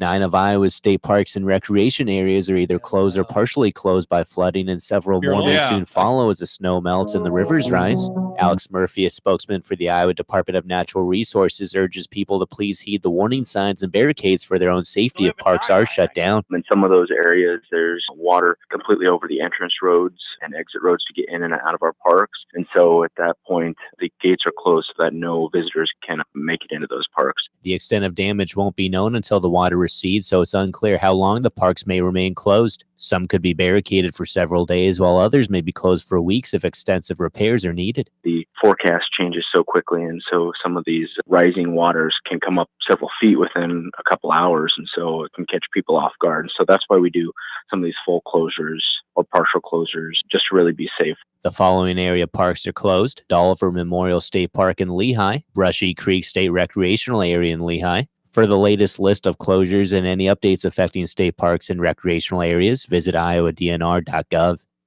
Presidential candidate John Delaney is back in Iowa this weekend. Delaney, a Democrat and former Maryland congressman, will meet with Boone County Democrats today in Madrid from 3:30 to 4:40. The meet and greet event is at Sam Center at 237 South State Street in Madrid. Delaney will then be at the Greene County Democrats Irish Potato Soup Supper at the Sheridan Library from 5:30 to 7:30. Delaney will be in Fort Dodge on Saturday to open the John Delaney for President 2020 Webster County office. The event is from 10 a.m. to 11:20 at 14 North 11th Street, Fort Dodge. Webster County law enforcement executed search warrants at 4 Fort Dodge homes on Thursday in regards to an ongoing narcotics investigation conducted by the Webster County Drug Task Force. The homes raided were at 634 North 23rd Street, 11th Avenue Southwest, 523 North 11th Street, and 1422 5th Avenue South. Authorities recovered narcotics, large sums of U.S. currency, a firearm, electronic devices, and numerous other items related to the distribution of illegal narcotics. There were no arrests made on Thursday, but Fort Dodge Police Captain Ryan Grunberg said in a written statement that numerous arrests will be made in the future in regards to the investigation. One man passed away and another injured in a crash in Sac County on Wednesday afternoon. The crash occurred at 4:40 p.m. at the intersections of Highway 175 and M15 and Corey Avenue, 2 miles west of Odebolt. 58-year-old Rex Slade of Odebolt was driving a 2005 Ford F-150 when he was struck in the passenger door by a 2009 Dodge Ram, driven by a 42-year-old Grant Siebrecht of Lakeview. Slade was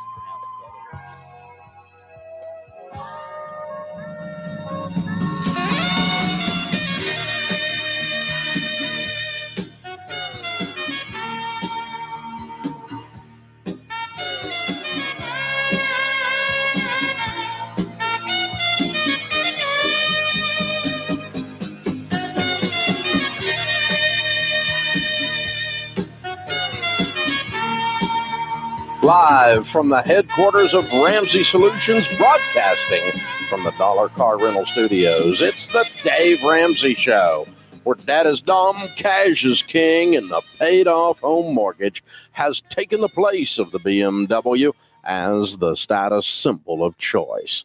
I am Dave Ramsey, your host. Thank you for joining us. Open phones at 888-825-5225. That's 888-825-5225. Leslie, welcome to the Dave Ramsey Show. How can I help? Thanks for taking my call, Dave. I really appreciate it. Sure. What's up? So I'm really trying to get my head around how to help my mom. She is 75 years old, not in very good health, and does not have much money left. And so foreseeing some of the stuff that's going to be coming down the pipeline for her, we helped her sell her last asset, which was the property. And we've done that now. And after clearing taxes, it's probably going to be about $250,000 that she has. Mm-hmm. And so how do we help her invest that, knowing that within a potential 5-year window, she may need to use that money to go into a nursing home or for medical expenses. And on the flip side, she only makes $1,600 a month in her retirement income. And if my dad passes away, $1,000 of that goes away too. So I'm kind of caught between two goals here. One is she may need to replace part of her income off of that nest egg. And the other is she may need to use it if her health gets a lot worse. What is he? Is he in the picture? They're divorced, Okay. but by the divorce settlement, she gets part of his retirement income as long as he's alive. Got it. Okay. All right. And you taking care of her? Yes. So we provide her with a place to stay here in our home, and we're happy to continue to do that for as long as she is able to kind of get around on her own. Mm-hmm. But she has really severe scoliosis. She had to have her colon removed a couple of years ago. So we're starting to see more decline with her ability to just manage on her own. So we're not sure how long she can remain independent here in our home. Well, so the good news is, truthfully, in that situation, on $1,600 a month, she doesn't need an income. Yeah, she pretty much budgets every month now. Thanks to you, we got on track, and then we helped her get on track with the budget. And after her medical expenses and, things that she pays for her own stuff, she pretty much breaks even on her budget. She saves about She shouldn't have a lot of expenses other than medical, because she's living with you. You're feeding That's her right. food, lights, water is taken care of. You got it. Shelter. So, yeah, so that's good news. This whole mathematically good news. Of course, the obvious good news is you're taking care of your mom. Way to go. Good job. So I would sit down with a SmartVestor Pro and let's invest some of it and let's leave some of it in cash. And you can just kind of talk through and decide that. By cash, I mean sitting in a money market. I'm probably going to invest at least half of it fairly conservatively. Growth and income may be balanced, maybe a little bit of growth. I wouldn't do any aggressive growth in this, and I probably wouldn't do any international in this. But you can just sit down. You feel that'd be okay, given that we're under that potential 5-year horizon. You would still feel. Well, that's why I'm comfortable. going to the conservative side of the spectrum of mutual funds, and it's also why I'm even being more conservative and saying let's leave some in cash. Good. We're not really trying to maximize wealth here. We want it to do okay. We don't need the income off of it, but we don't want it to go backwards severely. Correct. And I hate to just leave it all sitting in cash. You could do that because she doesn't need it. If it freaks you out, you could just leave it all sitting in cash. It's going to earn nothing, right? But it's also not going to lose anything. You can just sit it all in the money market. That's a possibility. I don't think she's going to ever use all this money personally. I just don't think she's going to go through it. Nursing home's $50K a year. The lady you described to me, I'll be real cold for a second. Her health is not going to cause her to survive once she enters a nursing home 5 years. Right. Statistically, most people don't anyway, but the health situation you just described to me makes it statistically less likely. So I'm just saying, I don't think she's ever going to use all this money. And I'm not trying to be cold about it. It's just I'm not worried about the risk on a portion of it being invested. So I might invest half of it and leave half of it in cash or something like that. But you guys talk it through and pray it through, and whatever you get a piece about after you learn about it a little bit more with a SmartVestor Pro, that's the kind of things I would do there. That's the way I would do it. Hey, thanks for the call. We appreciate you joining us. Open phones at 888-825-5225. You jump in. We'll talk about your life and your money. About 35 million people move every year, which means there are tons of bad real estate agents out there trying to make a quick buck. When the market is white hot, a monkey can sell a house, and you don't want a monkey selling your largest asset. And some monkeys do get real estate licenses. I got a real estate license in 1978 when I was 18 years old. A high school buddy of mine let me sell him a house for $42,250. I got to tell you, we were both stupid. He was stupid for using an 18-year-old realtor because I was stupid and didn't know what the flip I was doing. My parents owned a company, and they walked us right through the whole transaction, and I got paid on it. I sold a house 4 weeks after I got my real estate license, but that is not who you want selling your largest asset. Dave Ramsey with a bad Tom Selleck mustache and disco clothes on. Okay, this is 1978, right? You just don't want this as your realtor. You want a professional that sells 50, 100, 250 houses a year.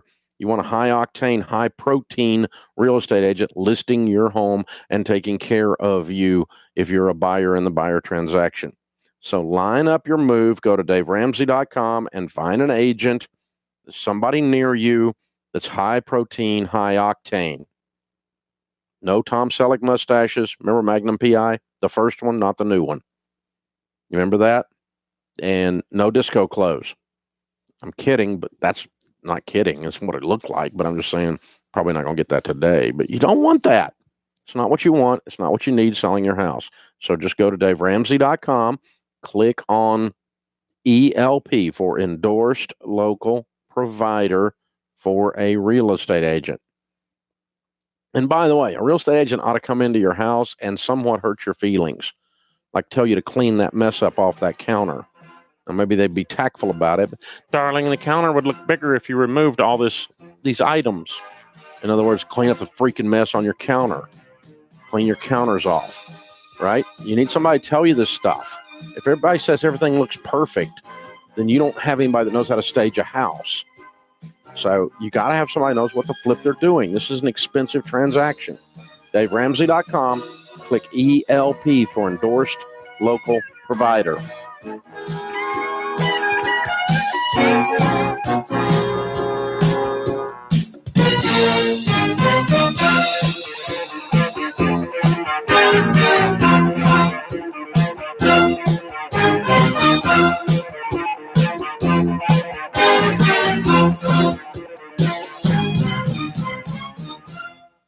You've heard about the keto diet. Well, I've got a great way you can try keto while saving money on your groceries and getting 2 extra hours back every week. Yep, I'm talking about eMeals. eMeals does all the thinking for you, even with their brand new 4-week keto diet plan. That's right, eMeals now makes it incredibly easy to follow the keto diet or make dinners from any of their other 15 meal plans. Sign up for a free 2-week trial today at eMeals.com. That's eMeals.com. Hey, this is Rachel Cruz. Dad has always drilled into us that you can buy quality things and still get a great deal. That's why I love Tuft & Needle mattresses. Tuft & Needle offers amazing mattresses for every budget. And now they have a brand new mattress called Mint. They took their best mattress and made it even better. It's incredible. Try Tuft & Needle for 100 nights risk-free at tn.com. That's tn.com. And remember, it ships for free. That's tn.com.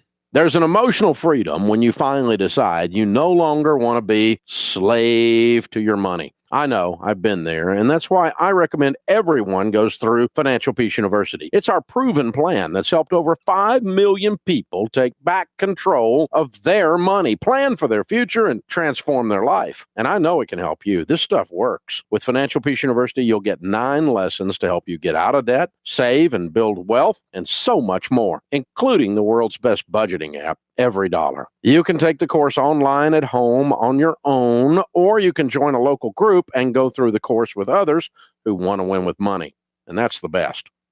And here's a bonus.